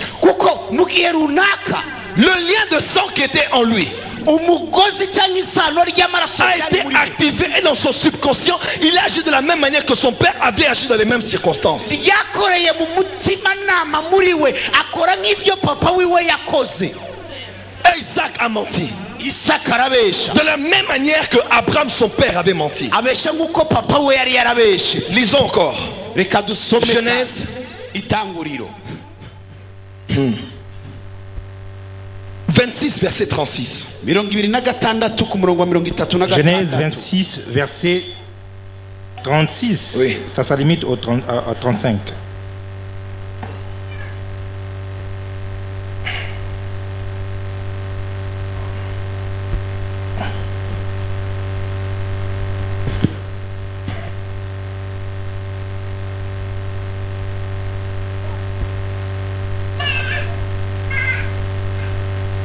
C'est l'histoire de Jacob chez Jacob avec son frère. Lorsque son frère parle à son père après qu'on ait volé. Ok. Ésaü maintenant parle avec Ok. Jacob, Ok. avec Isaac. Ok. Verset, chapitre 27, versets 35 et 36. Voilà. Isaac, 27. chapitre 27, versets 35 et 36. Isaac dit, ton frère est venu avec ruse et il a enlevé ta bénédiction. Ésaü dit, est-ce que parce qu'on l'a appelé du nom de Jacob qu'il m'a supplanté 2 fois, il a enlevé mon droit d'aînesse et voici maintenant qu'il vient d'enlever ma bénédiction. Et il dit, n'as-tu point réservé des bénédictions pour moi? Amen, amen. Amen, amen. Alors que Ésaü parle à son père, Igihe Isaka abwira se avugana na se, il identifie Jacob avec un menteur. aha agereranya Yakobo n'umubeshi. Jacob a menti, Yakobo yarabeshe, Isaac a menti, Isaka yarabeshe, Abraham a menti. Aburahamu yarabeshe. Parce qu'il y avait un problème de lien de sang dans la vie du père, du fils et du petit-fils. Kuko hari ingorane ifatiye ku isano ry'amaraso ava kuri papa, umwana n'umwuzukuru. Et Jacob n'était pas encore né. Yakobo ntiyari Que bwavuke, dans son subconscient, il était programmé à mentir. yuko mu mutimanama we yaramaze gutegurwa Et quand kubesha. des circonstances quelconques sont venues, Rero igihe runaka gishitse, il n'a pas su faire autrement que de mentir comme son père et son grand-père avaient agi. nta kindi yashoboye gukora uretse kubesha nk'uko papa we yabeshe na sogokuru. Parce que la famille d'Abraham, Kuko umuryango malgré w'Aburahamu qu'ils étaient appelés par Dieu, bari barahamagawe ils n'Imana. avaient un esprit établi en forme de mensonge. Bari bafise imwemu iba muri bibaganje y'ububeshi. N'avez-vous jamais vu, Mbega ntimurabo quand vous étudiez vos familles, iyo muriko muriga mu vous miryango voyez que yabo, les pères sont comme les fils ugasanga rya jambo rivuga ngo umuhungu et les asanga fils sont comme les petites filles. Les fils sont comme les petits-fils. aha n'abana bakamera nk'abuzukuru. Et tant qu'une génération ne se lève pas Rero iyo hatabayeho urunganwe ngo pour ruhaguruke tuer ceux qui a dans les liens de sang, kugira ngo bice ikiri mu isano, vous n'allez rien comprendre. na nakimwe muzota. Mais à peine vous allez être dans un contexte quelconque, quelque chose en vous va être activé afin d'agir exactement comme votre père et votre grand-père avaient agi. Rero mu gihe mutiteguye muzokwisanga ahantu mu gihe muriko mukora nk'ibyo papa we yakoze na sogokuru wawe. Abraham avait aimé Sarah parce qu'elle était belle. Aburahamu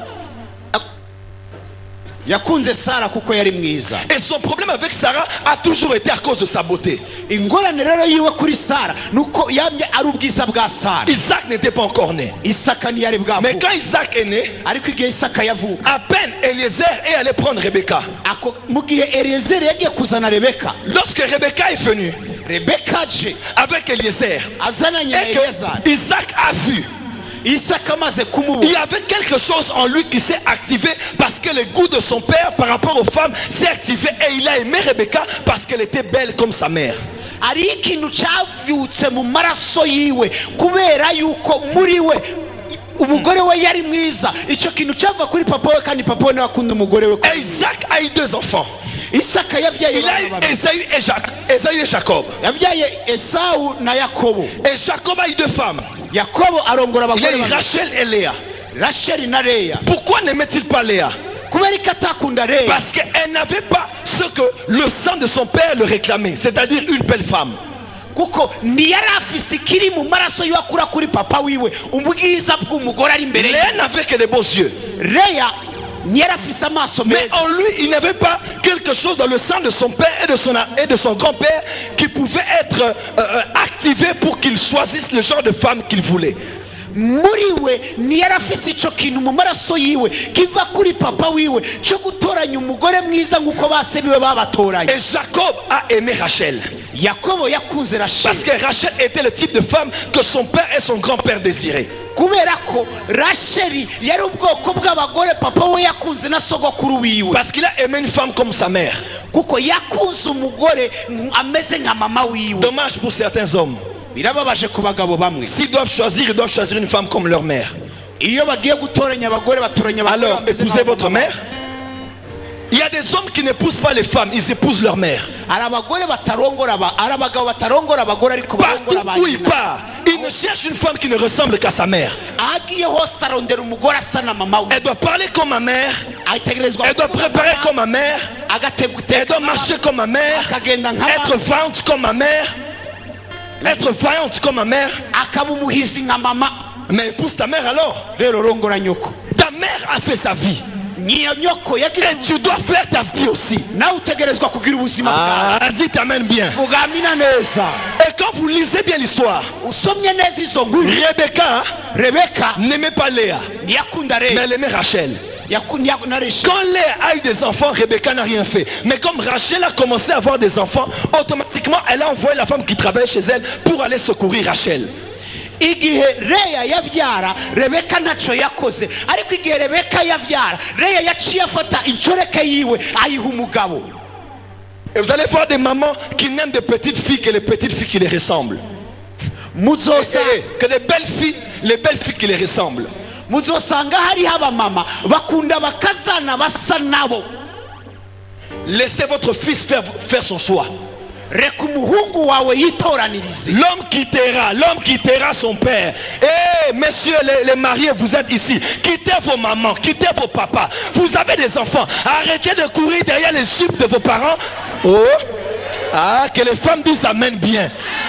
Umuhungu azosiga se na nyina, mwabahungu mwe nimureke ba papa banyu musige na banyoko, mugende mubane n'abagore banyu. Umugore ari ngana avuge amen. Il doit faire quelque chose. S'il doit d'abord demander à sa maman et non à sa femme. Ta maman était la femme la femme de ton père. Mais ta femme, c'est ta femme. Tu n'es pas en alliance avec ta maman, tu es en alliance avec ta femme. Natashobora gukora atagishije inama nyina. Umviriza, nyoko yari umugore waso, gisha inama umugore wawe kuko niwe mufitanye amasezerano. Et il y a des hommes qui ont changé ce verset. Umviriza, hari abagabo bahinduye ico cyane. La femme quittera son père et sa mère. Umugabo azosiga se na nyina, Et moi je resterai en train de gérer ma belle famille et ma famille. hanyuma rero je nzosigara ntunganya ivyo mu muryango w'iwabo n'umugore wanje no mu muryango wanje. Que Dieu libère les hommes qui sont ici de leur famille. Imana ibohora abagabo bari ngaho imiryango Je bakomoka. sens que j'ai touché quelque part. Ndumva yuko hari ico nakozeko. Ta mère mérite ton respect, mais elle n'a pas le droit d'entrer dans ton foyer parce que la cheftaine de la maison, c'est ta femme, ce n'est pas ta mère. Mama wawe akwiye icyubahiro ciwe, ariko nakwiye kwinjira mu vy'umuryango wawe n'umugore wawe, kuko umutegetsi mu rugo rwawe n'umugore wawe. Et vous aussi les belles mamans chrétiennes, vous exagérez. Namwe rero bamabukwe b'abakirisu murenze. Même si tu l'avais porté 9 mois, nawe wamutwaye amezi même si c'est toi qui avais souffert pour lui, nawe ari wowe wababaye kubwiye. tu es en train de faire la course au relais. Rero uriko ugira kwa kwiruka. Dans la course au relais, tu as fait ta partition.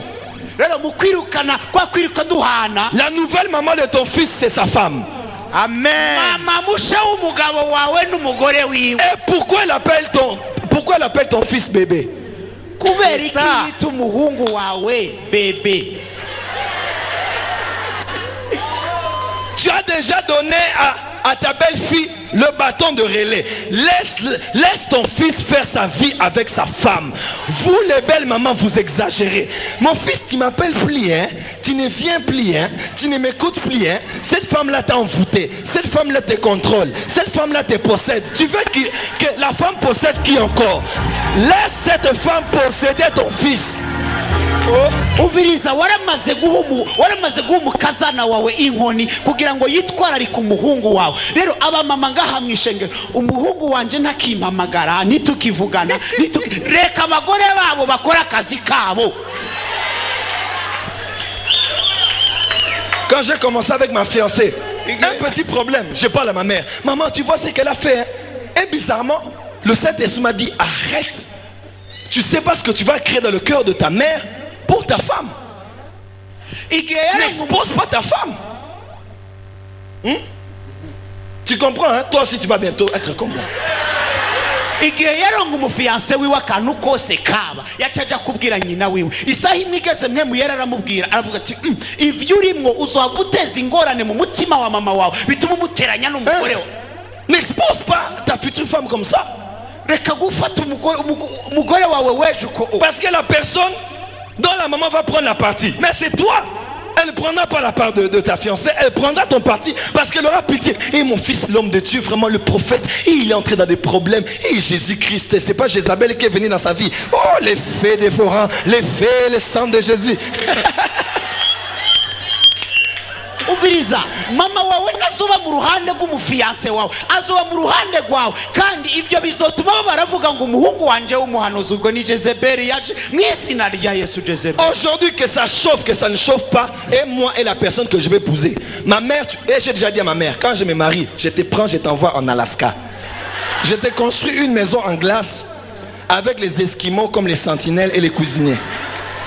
Parce que je ne veux pas, je te donne tout, mais tu me laisses avec ma femme. Le chef de ma maison, c'est ma femme. Le dernier mot, c'est ma femme. Ma raison de vivre, c'est ma femme. Mon argent, c'est ma femme. Les priorités de l'argent, c'est ma femme. Mais il y a des hommes, ils sont mariés, mais ils habitent encore avec des couches dans la maison de leur maman. À peine on le paye le salaire, ils prennent d'abord les dîmes de salaire. Maman, maman, maman, maman. Maman quoi, maman quoi, maman quoi. Eh? Ah, dis t'amènes bien. Nabwiye mama wanje ngo bishuha canke bikanya ingorane zo mu rugo rwanje sizi wawe. Uviriza ni namara kurongora nzokubakira inzu ahantu hakanye cyane bita muri Alaska, ndakubakira n'abasirikare b'amabarafu bakumenyere hiyo, hanyuma je undeke nubaka urugo rwanje. Abagabo ngabo niba iyo barose nikigira 10 ni mama.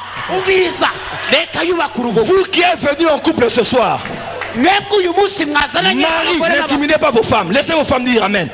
Ah, laissez vos femmes dire amen. Parce qu'il y a des hommes mariés qui sont ici. Il dit attends, je vais t'attendre à la maison, tu vas pas les coups les pieds. Laisse la femme dire amen. C'est la vérité qui libère. Abagabo bamwe baricaye ngaho bavuze ati ntacyo reka dushike muhira urarya umugeri ushushe. Uviriza reka umugore wawe avuge amen. Amen, prophète Jimmy. Amen, c'est ça la même. Il y a des hommes comme ça, ils veulent intimider petit. Attention, hein. Là maintenant tu dis amen pour moi parce que je suis attaché à ma maman. Iterabwoba niryo ribuzuye. Wavuze amen kubera ko mwikundana na mama wanje. Tu as l'esprit de Jacob qui est en train de chercher sa mère dans la femme qu'il veut épouser. Urimwe impemu ya Yakobo iri kwirarondera nyina mu mugore agiye kurongora. Pourquoi on n'a pas dit la femme quittera, on a dit l'homme quittera? Parce que Dieu sait que ce sont les hommes qui ont des difficultés pour quitter. Pourquoi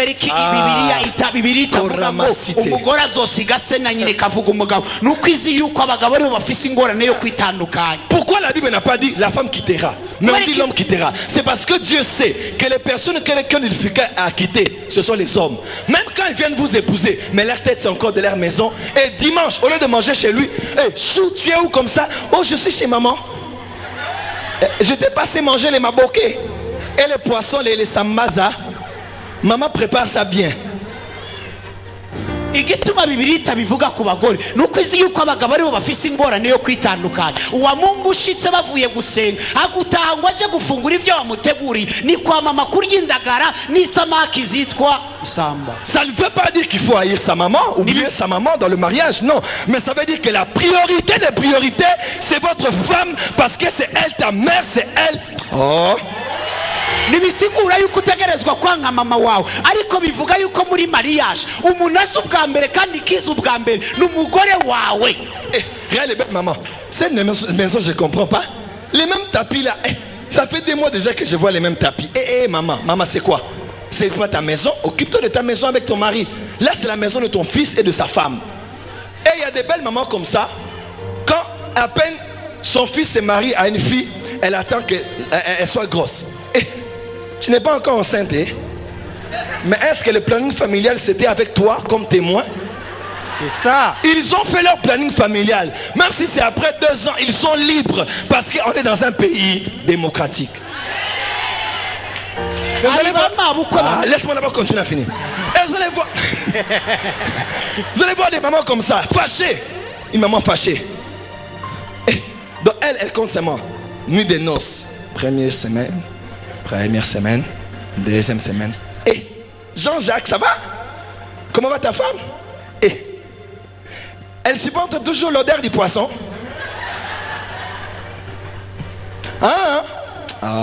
Donc le bébé n'est pas encore là. Arrêtez de stresser vos fils, arrêtez de stresser vos belles filles. Laissez-les faire leur vie selon ce qui les convient. Donnez des conseils, mais laissez-les vivre. Laissez-les respirer. Belle maman, beau-père, arrêtez. Surtout vous qui priez beaucoup. À peine fini ici, tu vas voir d'abord dans ton fils à la maison. Arrête, laissez-les faire leur vie. Dis à ton voisin liberté, liberté. Ariho bama bukwe bameze gutyo oya iyo kicinjira mu nzu araraba kwanza akavuga ngo iyi ni yatapi aho nameza abiri narahera ya mariage hakuraba ivyo mu rugo gwe ariko araba ivyo mu rugo g'umugore w'umuhungu wiwe igihe kitaranashira kacamubaza ngo mbega ntarasama aho oya aguma haruri inyuma ya mariage indwi imwe zibiri mbega Yohani Yakobo ubona bimeze gute aracamota gusa kamoto kinutse kwisamaki ntarasama hamahoro umuhungu wawe n'umukazana wawe ureke kubahungabanya. Si je dis la vérité, acclamez, acclamez. Si je dis la vérité. Banavuze ukuri koma mashi. Et les belles sœurs aussi. Yeah, les belles sœurs. Les belles sœurs sont les premières sœurs en compétition avec leurs belles sœurs. Elle a porté cette sandale, moi aussi j'ai porté cette sandale. Elle a mis cette jupe, moi aussi j'ai mis cette jupe. Et aux ambandania, oh, l'ingala zoya, l'onction de l'ingala vient. Recevez le lingala vous. Makira mafuta yiringa. Bashiki babagabo na tera imiryango agashaka ko yambaye ikirato cyiza nanje ntegerezwa kucamba. Umviriza nawe mushiki wa mugabo Toi tu ne connais pas mon frère, hein? C'est moi qui ai grandi avec lui, c'est moi qui ai resté avec lui. Même si tu es resté avec lui, tu ne vas pas l'épouser. Va épouser ton homme là-bas et laisse la fille d'autrui faire aussi sa propre vie. Est-ce que toi tu aimerais qu'on te traite aussi dans ta belle famille par tes belles soeurs de la même manière que tu traites tes belles soeurs? Dis t'amène bien. Umviriza uhagarara uvuga ngo jewe nije nzi musazanje nije twakuranye we n'umuzi naho yakuru. Umviriza nimba ushaka kubaka genda wuba kugwa umuha mahoro. On a des séminaires de couples, délivrance dans les couples.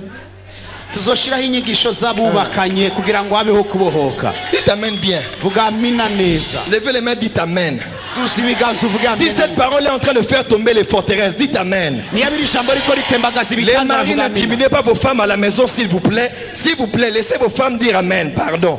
Je ne vais pas créer des problèmes dans les foyers ce soir. Oh, toi tu disais amen, tu es contre ma mère, tu respectes ma mère. Laisse la parole qui a été prêchée. Bagabo nimutera ubwoba abagore banyu numureke bavuge amen. Uza gushika muhira mumubwira ngo wari wamyuvuga amen. Ukushaka ko nankana na mama oya mureka avuge amen. Et dans ces 3 générations, rero muri rurungan muri zinganwe il y a un problème dans les goûts des femmes à choisir.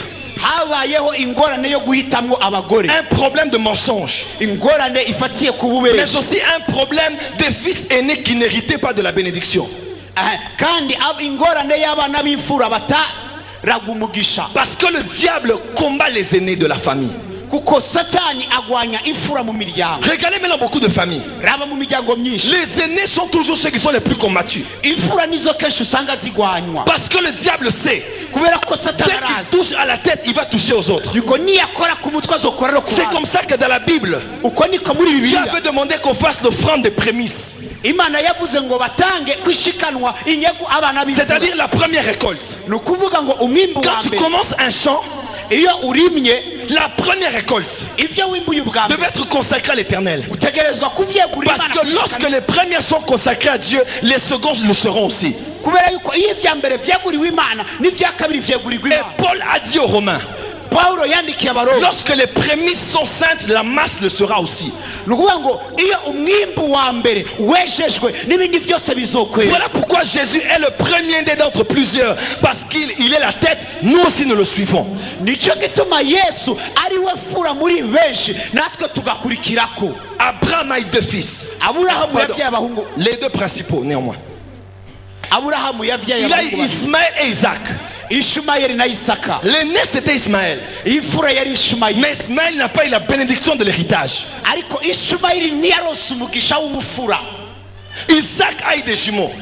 Isaka avyara Mais ce amahasa. n'est pas l'aîné qui a hérité. Ariko si imfura yahawe umurage. C'est le second Jacob qui a hérité. N'uwa kabiri Yakobo yahawe kuraga umugisha. Et même dans la famille de Jacob, No mu muryango wa il Yakobo a eu 12 fils. habayeho abahungu 12. Et son premier fils Ruben n'a pas eu l'héritage parce qu'il avait il avait connu la femme de son père. Imfura Rubeni ntiyaronse umugisha kuko yaryamanye n'umugore wa se. Et Dieu a dit à Ruben, Imana ibwira Rubeni tu ne vas pas hériter.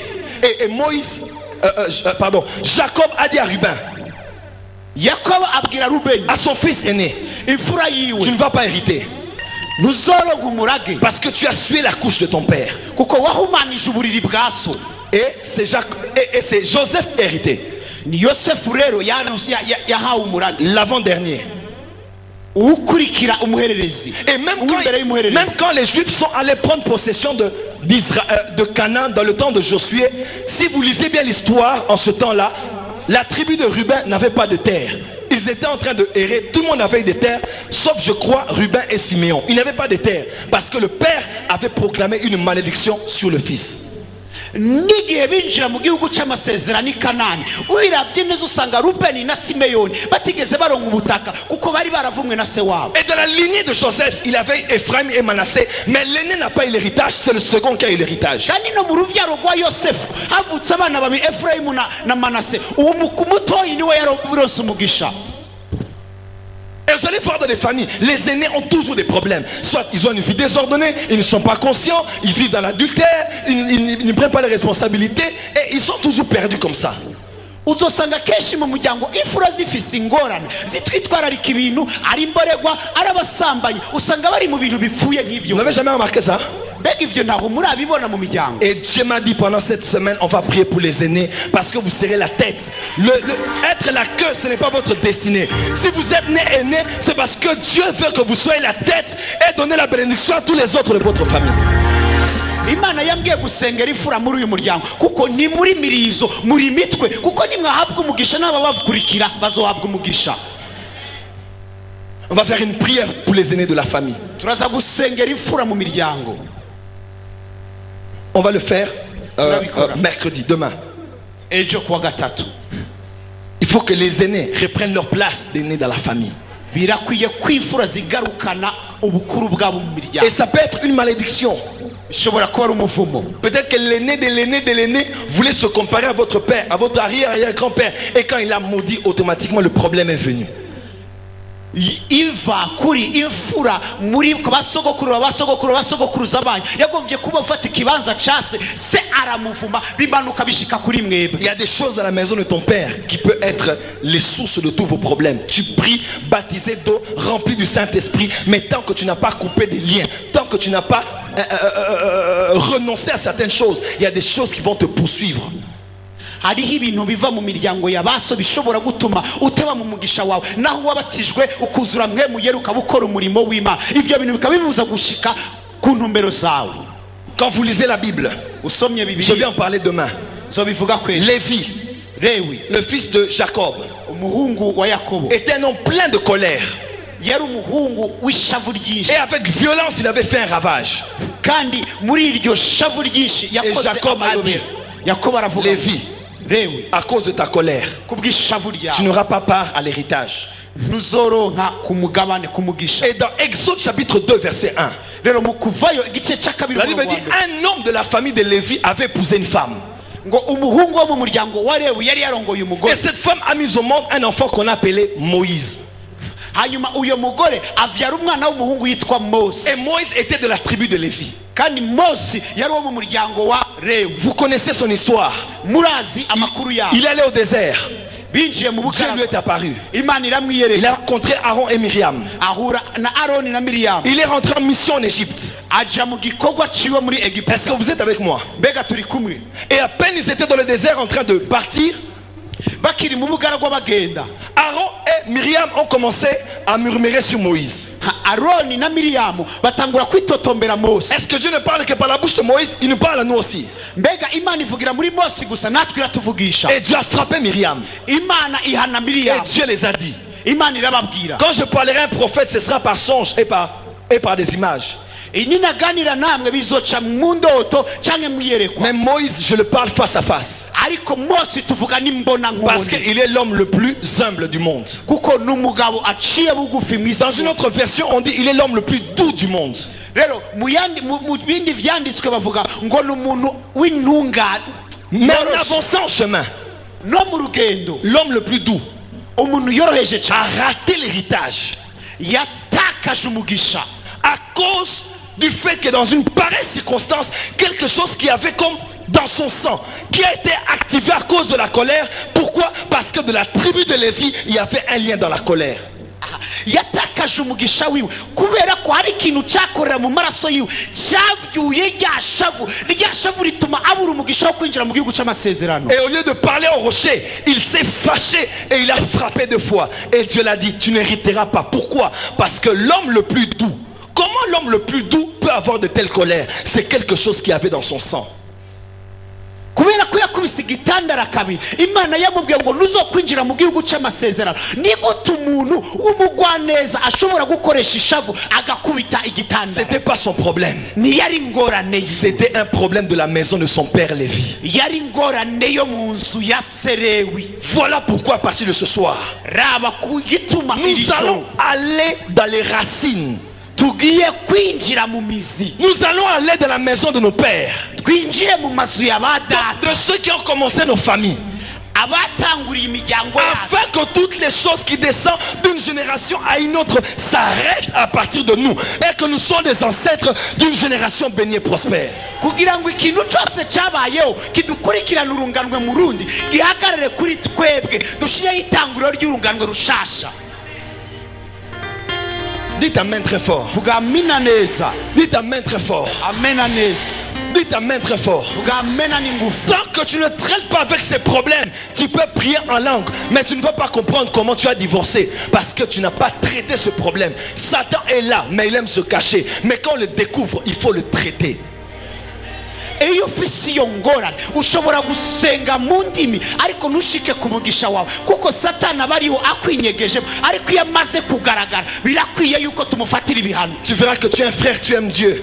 Urabona kuri mwene data kandi ukunda Imana, Tu es marié, urubatse mais c'est plus fort que toi. ariko bikurusha ingufu. Et dans ce que tu fais qui n'est pas bon, tu te rends compte que le vrai problème, c'est un problème qui ressemble à ton père, à ton grand-père, à tes oncles, à tes frères. Ils ont tous eu un problème de maintenir une femme dans le foyer. Ils ont toujours des relations extramaritales. Kandi iyo uri kuraraba iyo ngorane usanga ari iyo ngorane ikugoye, usanga ari ingorane yagoye papa wawe mama wawe, ni ingorane yuko mu muryango iwanyu muja hanze y'urugo. Vous êtes une femme, vous aimez votre mari, mais tu ne sais pas, des fois dans pareilles circonstances, il y a quelque chose dans ton sang qui est réactivé et tu es obligé de réagir comme ta mère ou comme les femmes de votre famille parce qu'elles sont autoritaires, elles sont indépendantes et tu te permets de parler n'importe comment à ton mari. Ce n'est pas toi, c'est quelque chose de la maison de ton père que tu dois renverser.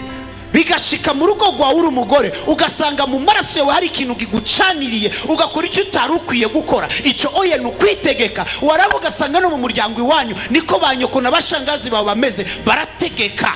Jésus un jour, Yesu il umunsi passait, il a vu un figuier. yariko ararengana abona igiti Et Jésus a eu faim. Yesu arasonza Le figuier ne donnait pas de fruits.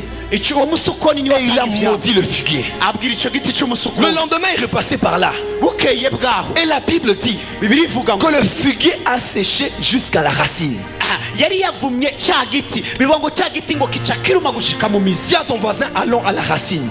bwira umuri wo mwicaranye uti Aïe, reka aïe, aïe, dushike aïe. Dis à ton voisin, allons à la racine. tugende dushike mu mizi. Dis à ton voisin, allons à la racine. tugende dushike mu mizi. Tu peux couper une branche, ushobora guca umutumba mais la racine n'est pas touchée. ariko imizi La itakoze. vie qui est dans la sève va reproduire les mêmes fruits. aha ubuzima buri muri ya mazi y'igiti buzozana cya camwa nyene. Mes frères et sœurs, bashikanje basaza ce soir nous allons aller à la racine. iri joro turaja muri mizi. Pendant que j'enseignais, il y a des gens qui étaient en train de regarder leur famille, leur père, leur mère, leurs arrière-parents, et ils ont vu qu'ils sont en train de subir les mêmes choses. Remarquez bien. Et dans toute cette lignée-là, toutes les femmes ont eu des problèmes pour avoir des enfants. igihe nariko ndigisha arabinjire mu miryango yabo basanga ivyo oye vyabaye kuri ba papa babo ba mama babo kandi baravye mu runganwe rwabo mu miryango yabo ivyo byose byashike n'abana babo. Abraham, Isaac et Jacob sont tombés sur les mêmes types de femmes. Sarah a eu des problèmes d'enfanter, Rebecca a eu des problèmes d'enfanter, et Rachel a eu des problèmes d'enfanter, et Léa aussi. Aburahamu, Yakobo na Isaka bagize za ngorane nyene n'abagore babo Sara, Racheli na Leya nabo bagize za ngorane nyene zo kuvyara abatevye. Et le diable peut être là, il vous donne seulement le même type de femme avec le même type de problème. À partir de ce soir, ces liens sont coupés au nom de Jésus. Satani ariho kugira ngo aguhe ubwoko bwabo bagore nawe wisange muri za ngorane. Iri joro uyo mugozi uracitse mu izina rya Yesu. Dites amen bien. Vuga amina neza. Satan peut faire que vous êtes de belles filles, vous avez Dieu, votre maman prie pour vous, mais vous tombez sur les hommes qui ont de l'argent et qui vous frappent. Il y a des hommes comme ça, ils frappent leurs femmes. Et Satan a tout fait pour que vous puissiez tomber sur des hommes qui vont vous battre, qui vont vous tromper avec des femmes. Et pourtant, ces hommes-là vous donnent tout. Ils vous donnent l'argent, ils vous donnent les voitures, ils vous donnent les voyages. Mes frères et sœurs, c'est une malédiction. Ça peut être quelqu'un dans la famille qui avait dit, on va voir si tes filles vont se marier. Elles vont se marier. Même si elles ont l'argent, elles seront malheureuses. Alors toutes les filles commencent à avoir l'argent, commencent à avoir la prospérité, mais malheureuses. Parce qu'elles ont des femmes, des hommes qui vont les battre, des hommes qui vont les faire souffrir. Mes frères et sœurs, à partir de toi, je dis à partir de toi, je dis à partir de toi, ces choses à bout. Hariho abakobwa ngaho ushobora kuba uri mwiza warize ariko ugahura n'umugabo afise amafaranga aguha vyose ariko agukubita kandi agutoteza uvuye mu mvumo ugasanga uva kuri umwe mu bagore cyangwa muri bashagazi bo mu muryango yavuze ngo nzoraba ko abakobwa bawe bubaka neza. Ivyo bintu uyu munsi birahagaze abuwo. Que Dieu bénisse sa parole. Imana ihezagira ijambo ryayo. Nous allons être debout pour prier. Tugiye guhaguruka kugira ngo Ce dusenge. soir, je n'ai fait qu'introduire. Uyu munsi nashizeho Mais demain, je vais aller en profondeur. ariko ejo nzokwinjira Mais nous ibwira. allons commencer à faire des prières d'autorité. Tuzotangura gusenga amashengesho y'ubushobozi. Maintenant, tu vas rentrer en esprit dans ta famille. Igihe rero uza gutaha mu mwe mu muryango wawe. Tu vas rentrer en esprit dans ta famille.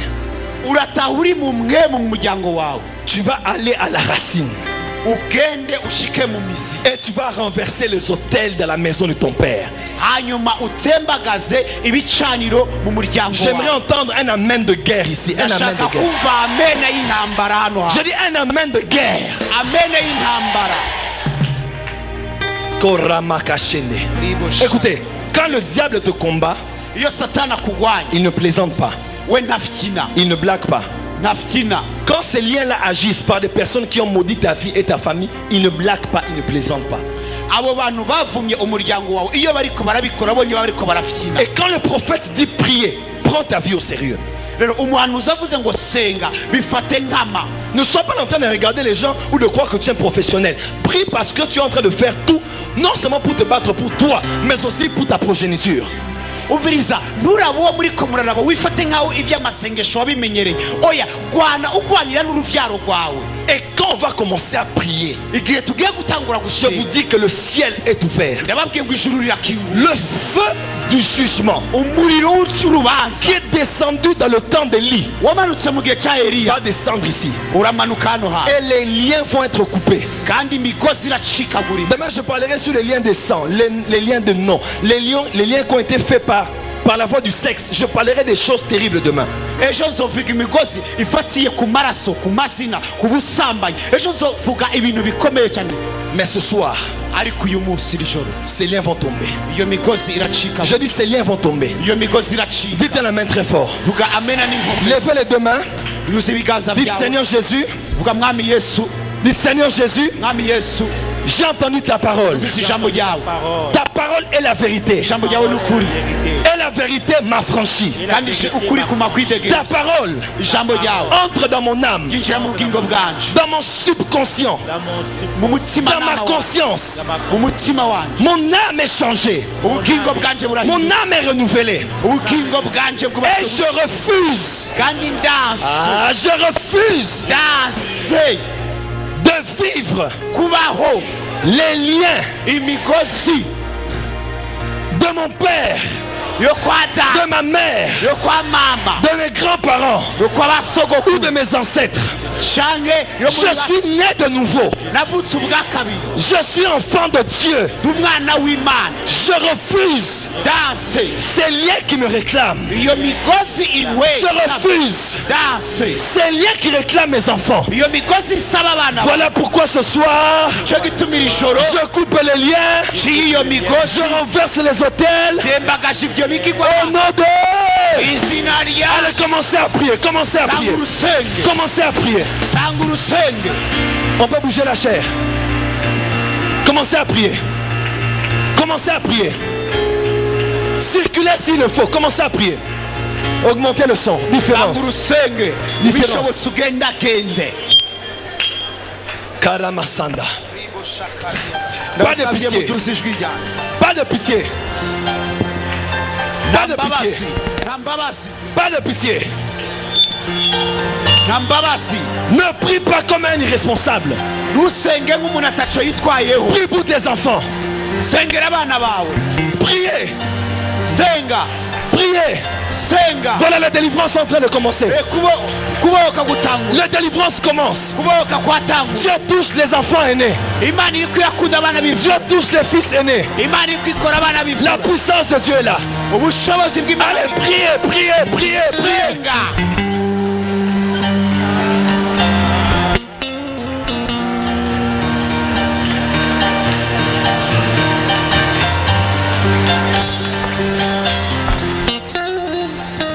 Power of the Holy Ghost. ubushobozi bwa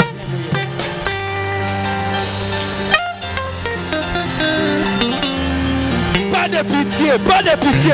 Priez sérieusement, priez sérieusement. senga n'umwete wose.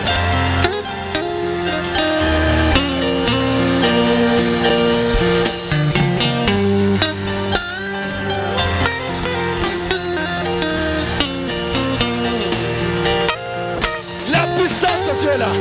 ubushobozi bw'imana buri hano. Power.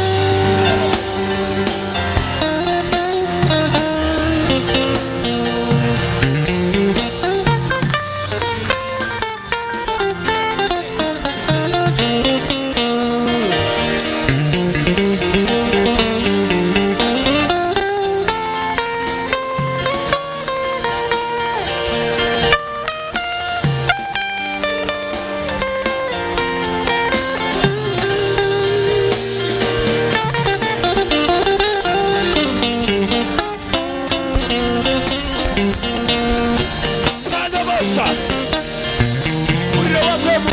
Kabosha.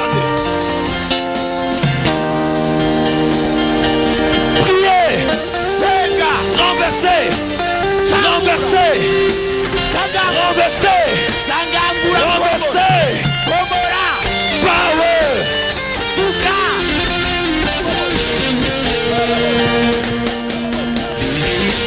Le feu de Dieu.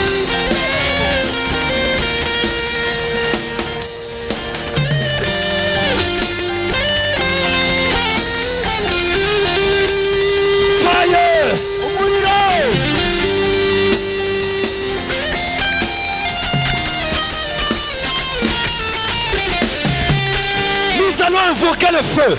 tugiye guhamagara umuriro. Le feu qu'Élie avait invoqué. umuriro Eliya yahamagaye. Que le feu puisse couper les liens. umuriro utwika iyo migozi. Invoquez le feu dans vos maisons. hamagara umuriro mu muryango wawe. Invoquez le feu sur vos enfants. hamagara umuriro ku bana bawe. Priez. senga. Priez. senga. Le feu. umuriro. Le feu. umuriro. Le feu. umuriro. Le feu. umuriro. Le feu. umuriro. Le feu.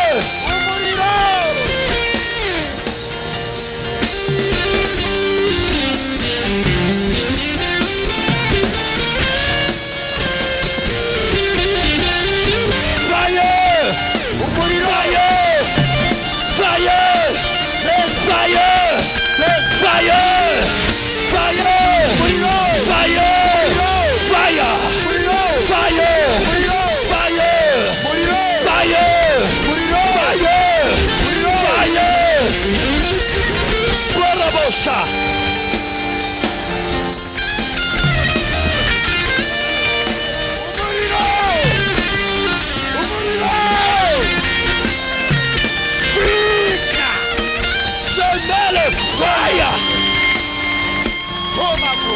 Je mets le feu.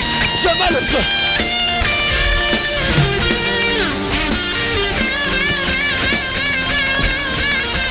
Fire. Fire. Fire. Fire.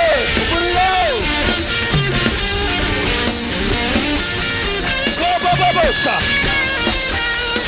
Go babosa. Go babosa.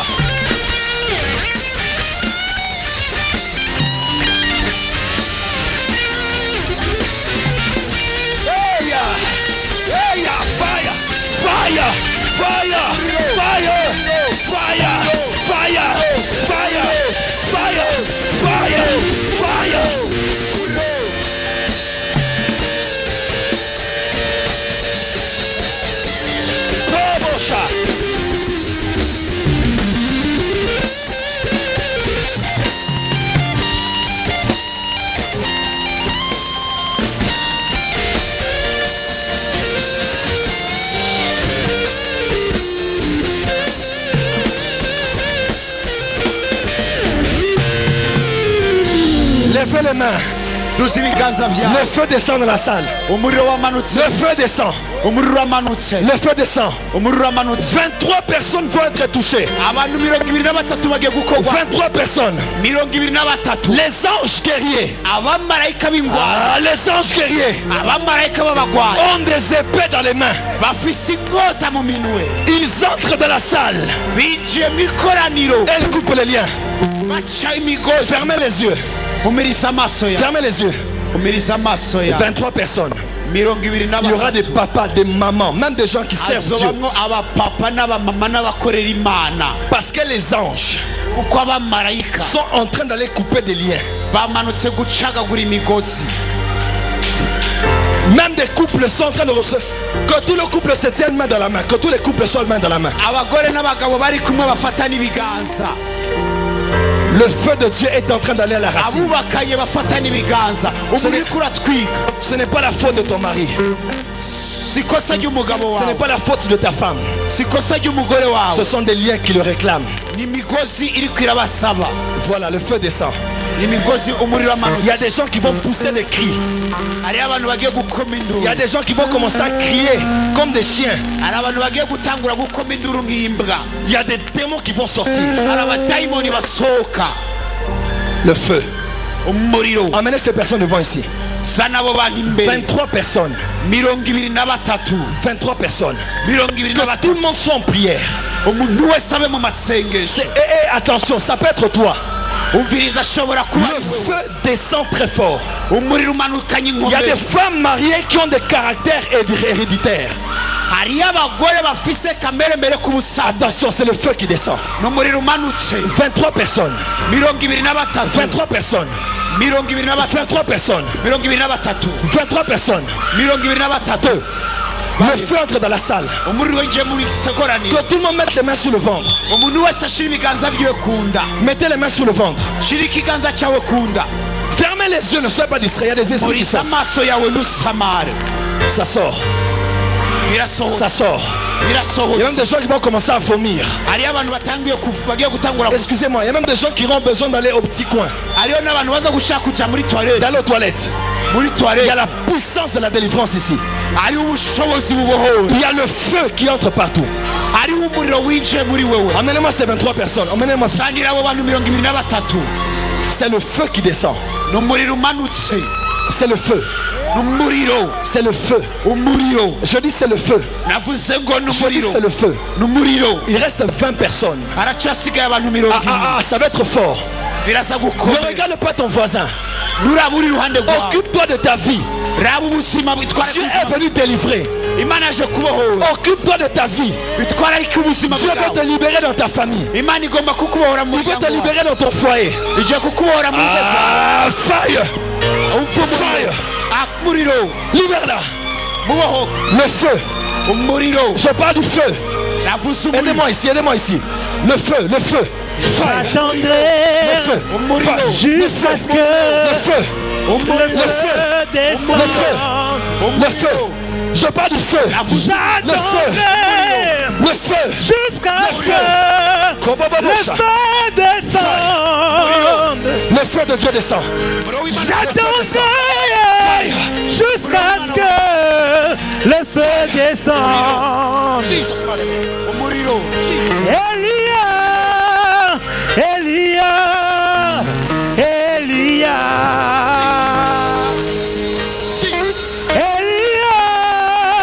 Elia, Jesus.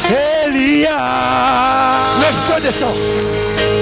Elia, Elia, Elia,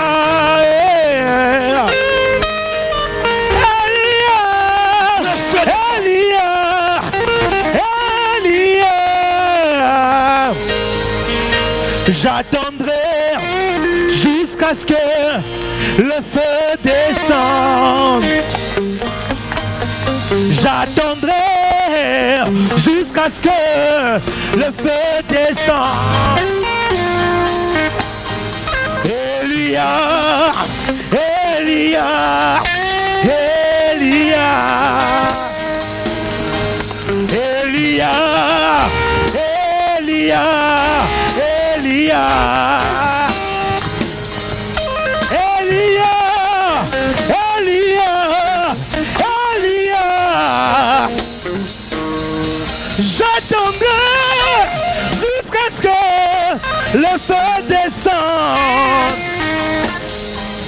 J'attendrai jusqu'à ce que le feu descende. Le feu descende. Le feu descende. Le feu. Chandalamaya. Le feu. J'attendrai jusqu'à ce que le feu descende. Le feu descende. Le feu descende. Le feu descende. Que le feu descende. Le feu descende. Oui, le feu. Oui, le feu. Le feu. Le feu. Le feu. Le feu. Le feu descende. Le feu.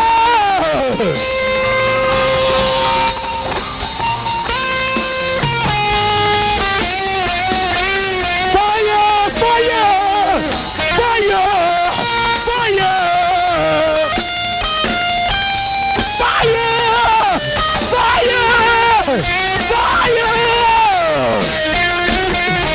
J'attendrai jusqu'à ce que le feu descende.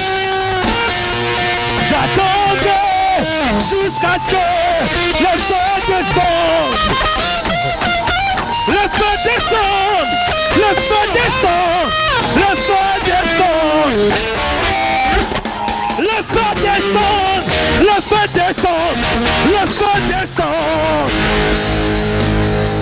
Le feu descend. Le feu descend. Le feu descend. Wow! Le feu descend. Le feu descend. Le feu descend. Fire! Le feu! Le feu!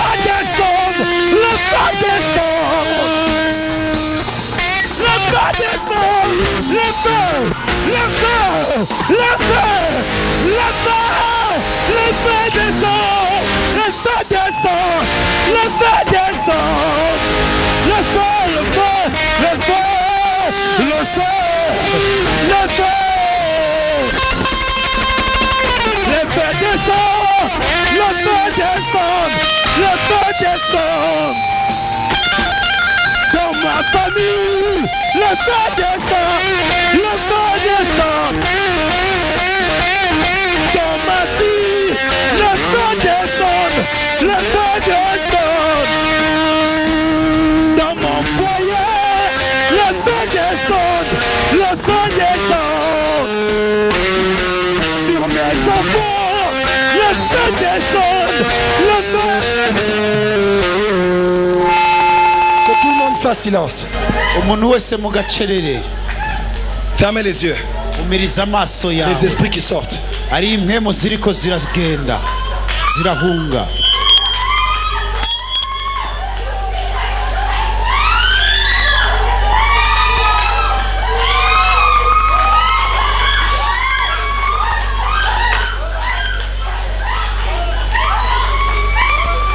Tous les liens qui te réclament, imigozi yose igukurikirana igusaba qui viennent de ton père iva mu muryango wa so ou de la maison de tes grands-pères, no mu muryango wa basogokuru bawe vont sortir de ton corps. birasohoka mu mubiri wawe. Maintenant, waka kanya attention, utegure attention, bamaso attention, bamaso attention. bamaso. Il y a des gens qui vont commencer à pousser des grands cris. hariho abantu bagiye gutangura gukoma induru. Mettez vos deux mains sur vos ventres. ushira amaboko yanyu kunda biganza byanyu kunda. S'ils ont laissé dans vos corps nimba hari icasigaye mu mubiri wawe des choses qui sont des points de contact, ivyo bikaba ari umugozi w'urufatiro, ces choses sont en train de sortir. ivyo biriko birasohoka Ça sort, birasohoka ça sort, birasohoka ça sort, birasohoka ça sort, birasohoka ça sort. birasohoka. J'ordonne, ndategetse je vous ordonne, twabategetse libérez cette femme, rekura uwo mugore libérez cette femme, rekura uwo mugore libérez cette femme, rekura uwo mugore libérez cette femme, rekura uwo mugore libérez son foyer, rekura urugo libérez son foyer. Il y a des gens qui vont commencer à vomir ici. hariyo abantu bagiye gutangura kudahwa. N'ayez pas honte ntugire isoni ou n'ayez pas peur si vos voisins commencent à vomir. kandi ntugire ubwoba niba muri kumwe atanguye kudahwa. Il y a des choses qui vont commencer à sortir. hariho ibitanguye bigira bisohoke. C'est le jour de votre délivrance. uyu ni umunsi wo kubohoka kwawe. Ça sort maintenant. birasohoka Ça rero sort. birasohoka ubunyene. Ça sort. biriko birasohoka. Ça sort. biriko birasohoka. Ça sort. biriko birasohoka. Ça sort. biriko Ça birasohoka. sort. biriko Ça sort par la bouche. bisohoka mu Ça sort par la bouche. biciye mu kanwa. Ça sort par la bouche. biciye mu Et kanwa. les gens ils vont commencer à cracher. abantu bagiye gutangura D'autres qui gucira. vont commencer à tousser. abandi bagiye gutangura Ça kwitsa. sort par la bouche. biciye mu kanwa. Ça sort. birasohoka. Ça sort. birasohoka. Ça sort. birasohoka. Ça sort. birasohoka. Ça sort. Ça sort. Ça sort. birasohoka.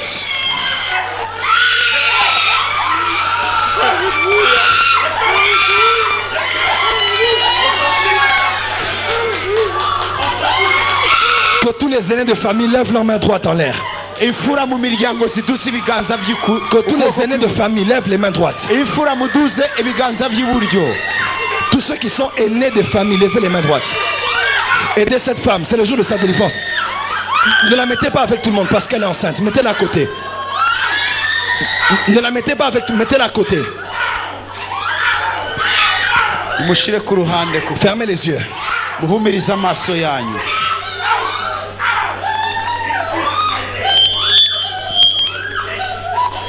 Je prie pour les aînés de famille. ndasengeye imfura mu miryango. Masha brekaro mesabraka. Jaka kaka kaka. Shaka kaka. Il y a un esprit qui sort là-bas. Amenez-moi cette soeur. Amenez-moi cette soeur. Avancez, oui. Et cet homme et la soeur qui a les lunettes. Je uyo prie pour vous. mukobwa uyo muhungu n'uyo mukobwa afite amarori. Fuis. Fuis. Ça sort. birasohotse. Ça sort. birasohotse. Ça sort. Ça birasohotse. sort. Ça sort. birasohotse. Ça sort. birasohotse. Sors. Sors. Sors. Sors. Sors. Free. Avancez. Levez les mains. Duza ibiganza byawe. Fermez les yeux. Kuramo amaso uhumiriza. Que les aînés de famille lèvent les mains. Imfura mu miryango muduza ibiganza. Sois libre. Bohoka. À partir de ce soir. Kuva muri no joro. Que le Dieu qui t'a emmené ici Imana yakusanye hano te libère. irakubohoye. Afin que tu sois libre. Kugira ngo ubu Alors que je parle, muri nisamvu. le feu de Dieu descend sur toi. W'Imana umanutse kuri Ça wowe. commence par les pieds Bitanguye mu birenge. et ça monte. Biraduza. Ça commence par les pieds Bitanguye mu birenge. et ça monte. Biriko biraduza. Ça commence par les pieds Bitanguye mu et birenge. ça monte. Biriko biraduza. Ça commence par les pieds Bitanguye mu birenge. et ça monte. Biriko uraduga umuriro.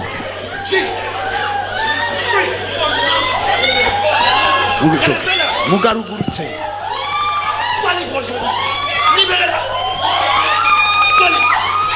Bohoka. Il y a le feu partout dans la salle. Hariho umuriro mu ishengero. La main de Dieu touche les aînés. Ikiganza c'Imana kiriko gikora imfura. La main de Dieu touche les aînés. Ikiganza c'Imana kiriko gikora ku mfura. La main de Dieu touche les aînés. Fire. Ukuboko kw'Imana kuriko gukora Fire. ku mfura. Ne soyez pas distrait, c'est ton jour. Ntusamare n'umusi wawe. Amenez cette femme. Sa n'uwo mwigeme. C'est une servante de Dieu. Uyu ni umukozi w'Imana. C'est une servante de Dieu, mais elle doit être libre. Ariko ategerezwa kuboha. Libérez-la. Sors. Musohoke. Sors. Sors par la bouche. Sors. Sohokemwo. Sors. Murekure. Sors. Sohoka. Sors. Musohoke. Sors. Sohoka. Amenez-moi.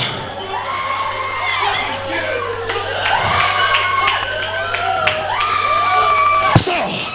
Murekure. Sors.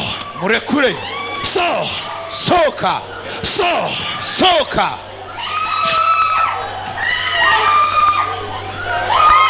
Tous les aînés Imfura. qui sont sous une malédiction Bari musi y'umuvumo. de l'instabilité comme Ruben, Uguhungabana nka Rubeni. du manque d'acquisition de l'héritage, Ukaba warakenye. Fire. Utarahawe ku mugabane wawe w'uburage. fire, Muriro. je vous sors Ndavuze ngo de sohoka. cette instabilité. Sohoka muri uko guhungabana. Je vous sors Sohoka de cette distraction. muri uko gusamara. Et toutes les paroles qu'on avait dit sur vous, N'amajambo yose bakuvuzeko. je casse leur impact sur vos vies. Ndagize ubusa ubushobozi bwayo kuri wewe. Je chasse leur influence sur vos vies. Ndirukanye ububasha bwayo kuri wewe. Je vous libère ce soir. Ubohoke muri no joro. Je libère Ndabohoye. tous les aînés de famille Imfura mu miryango. des malédictions qui pèsent sur eux. Imivumo ibariko. Au nom de Jésus. Mu izina rya Yesu. Il y a un garçon qui s'appelle Patrice, il est ici. Hari umuhungu yitwa Patrice ari Il ngaha. est aîné de sa famille. Ni imfura mu muryango wiwe. La main de Dieu le touche. Ikiganza c'Imana Il s'appelle kigukozeko. Patrice, il est aîné de sa Witwa famille. Patrice uri imfura mu muryango Si wawe. tu es là, avance vite que je prie pour toi. Niwaba uri ngaha nyaruka tugusengere. Merci Patrice. Agusengere.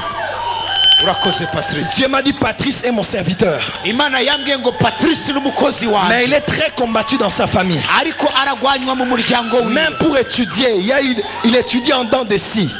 No mu mashuri yo mu kwiga yiga nabi. Mais Patrice est la tête de file de sa famille. Ariko Patrice ni umutwe mu muryango wiwe. Voilà Patrice, il est là. Ehe nguyu Patrice mwamubonye. Patrice, alors que je parle, lève les mains. Patrice muri no sandiko. La main de Dieu te touche. Ikiganza c'Imana Parce que tu as kigukozeko. un puissant appel de Dieu. Kuko ufise umuhamagaro w'ubushobozi Et w'Imana. ces derniers jours, tu as une soif de Dieu que tu n'arrives pas à Kandi comprendre. muri iyi minsi wagize inyota y'Imana Dieu idasanzwe. dit, il te visite. Imana iravuze ngo Il irakugendere. te sort des choses qui te lient. Igukuye mu byari Et bikuboshye. te fait entrer dans ta destinée. Kandi winjire mu Sois derrière Patrice. wowe Patrice. La main de Dieu le touche. Ikiganza La main de Dieu le touche. c'Imana kigukozeko. Prophète Jimmy, j'ai besoin de toi. Prophète Jimmy ndagukeneye ngaha. Mets seulement tes mains sur le clavier. Ushire ibiganza byawe kuri clavier. Reçois. Akira. Reçois. Akira. Patrice, reçois. Patrice Akira. Reçois. Akira. Reçois. Akira. Reçois. Akira. Reçois. Akira. Reçois. Akira. Reçois. Akira. Reçois. Akira. Reçois. Akira. Reçois. Akira.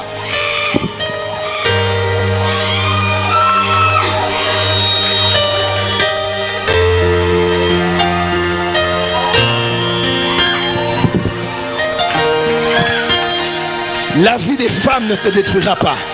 ubuzima bw'abagore ntibuzokwica. Toi, tu es différent des hommes de ta famille. wowe utandukanye n'abagabo bo mu muryango Parce que wawe le sang de Jésus crie plus fort que le sang des hommes. kuko amaraso ya Yesu Kristo avuga vyiza kurusha Tu vas amaraso servir y'abantu. Dieu utegerezwa gukorera Imana et tu es libre. kandi urabohotse.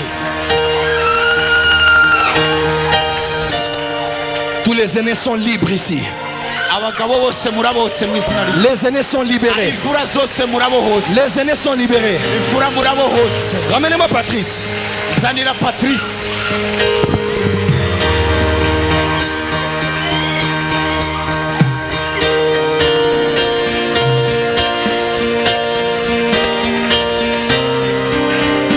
data kubw'icyubahiro cyawe kubw'ugisuke kuri ubuzima bw'uyu muhungu.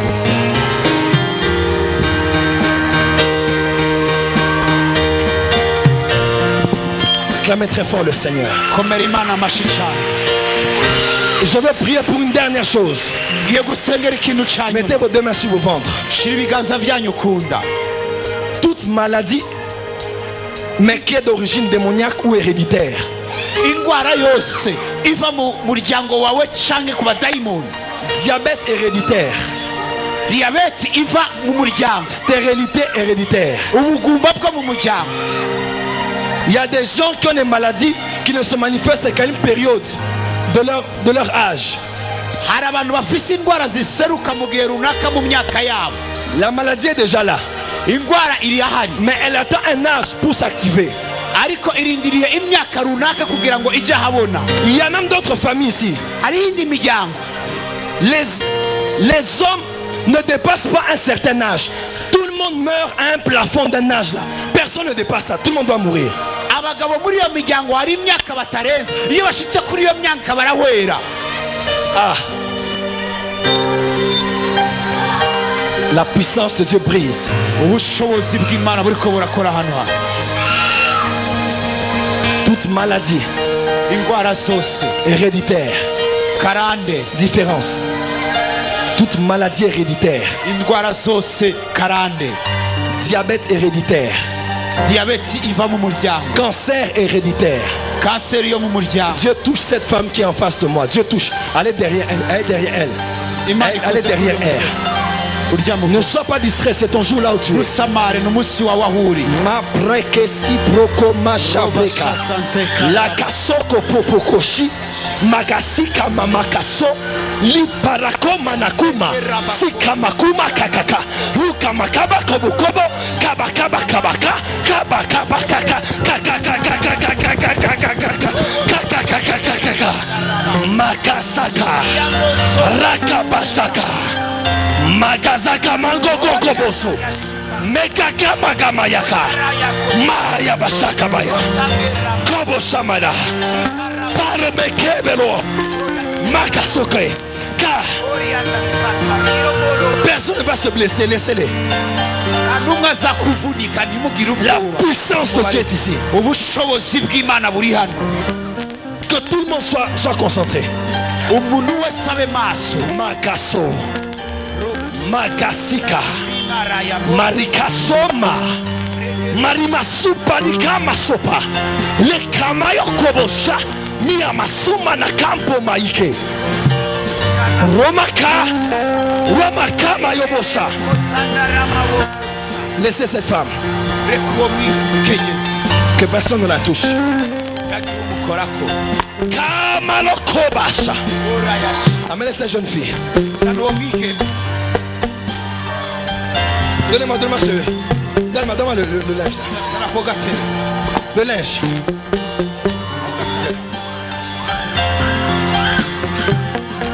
Jesus free. Karoboshamika. Remakumani karoboso. Marikamako.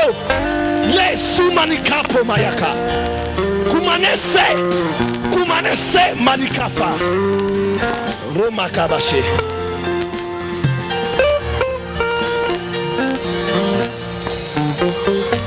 Dans le nom de Jésus, izina rya Yesu Kristo je déclare ndatuye que tous les démons abadayimoni bose qui se cachent derrière les maladies binyegeje inyuma y'indwara dans le corps des enfants de Dieu. mu mibiri y'abana b'Imana Ça sort, birasohotse ça sort, birasohotse ça sort, birasohotse ça sort, birasohotse ça sort, birasohotse ça sort, birasohotse ça sort, zirasohotse ça sort. birasohotse Au nom de... izina ryo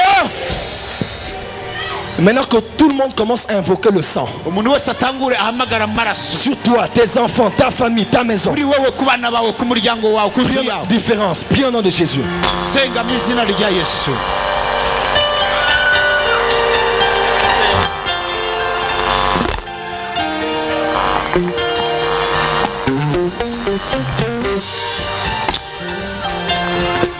Ne la...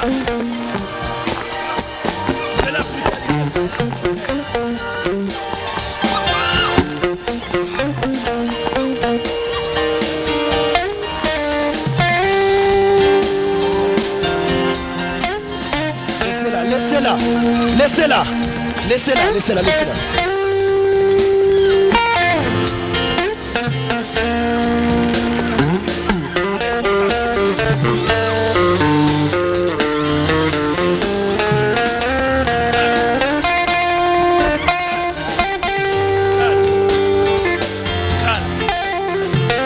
Calme. Calme. Calme. Calme. Calme. Calme-toi. Laissez-la, laissez-la. Laissez-la. Laissez-la.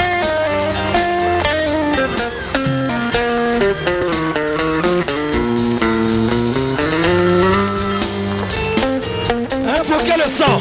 amagara amaraso ya Yesu Invoquez le sang, ne soyez pas distrait. nusamare nusamare amagara amaraso ya Yesu Faites-la asseoir sur une chaise. Faites-la asseoir sur une chaise.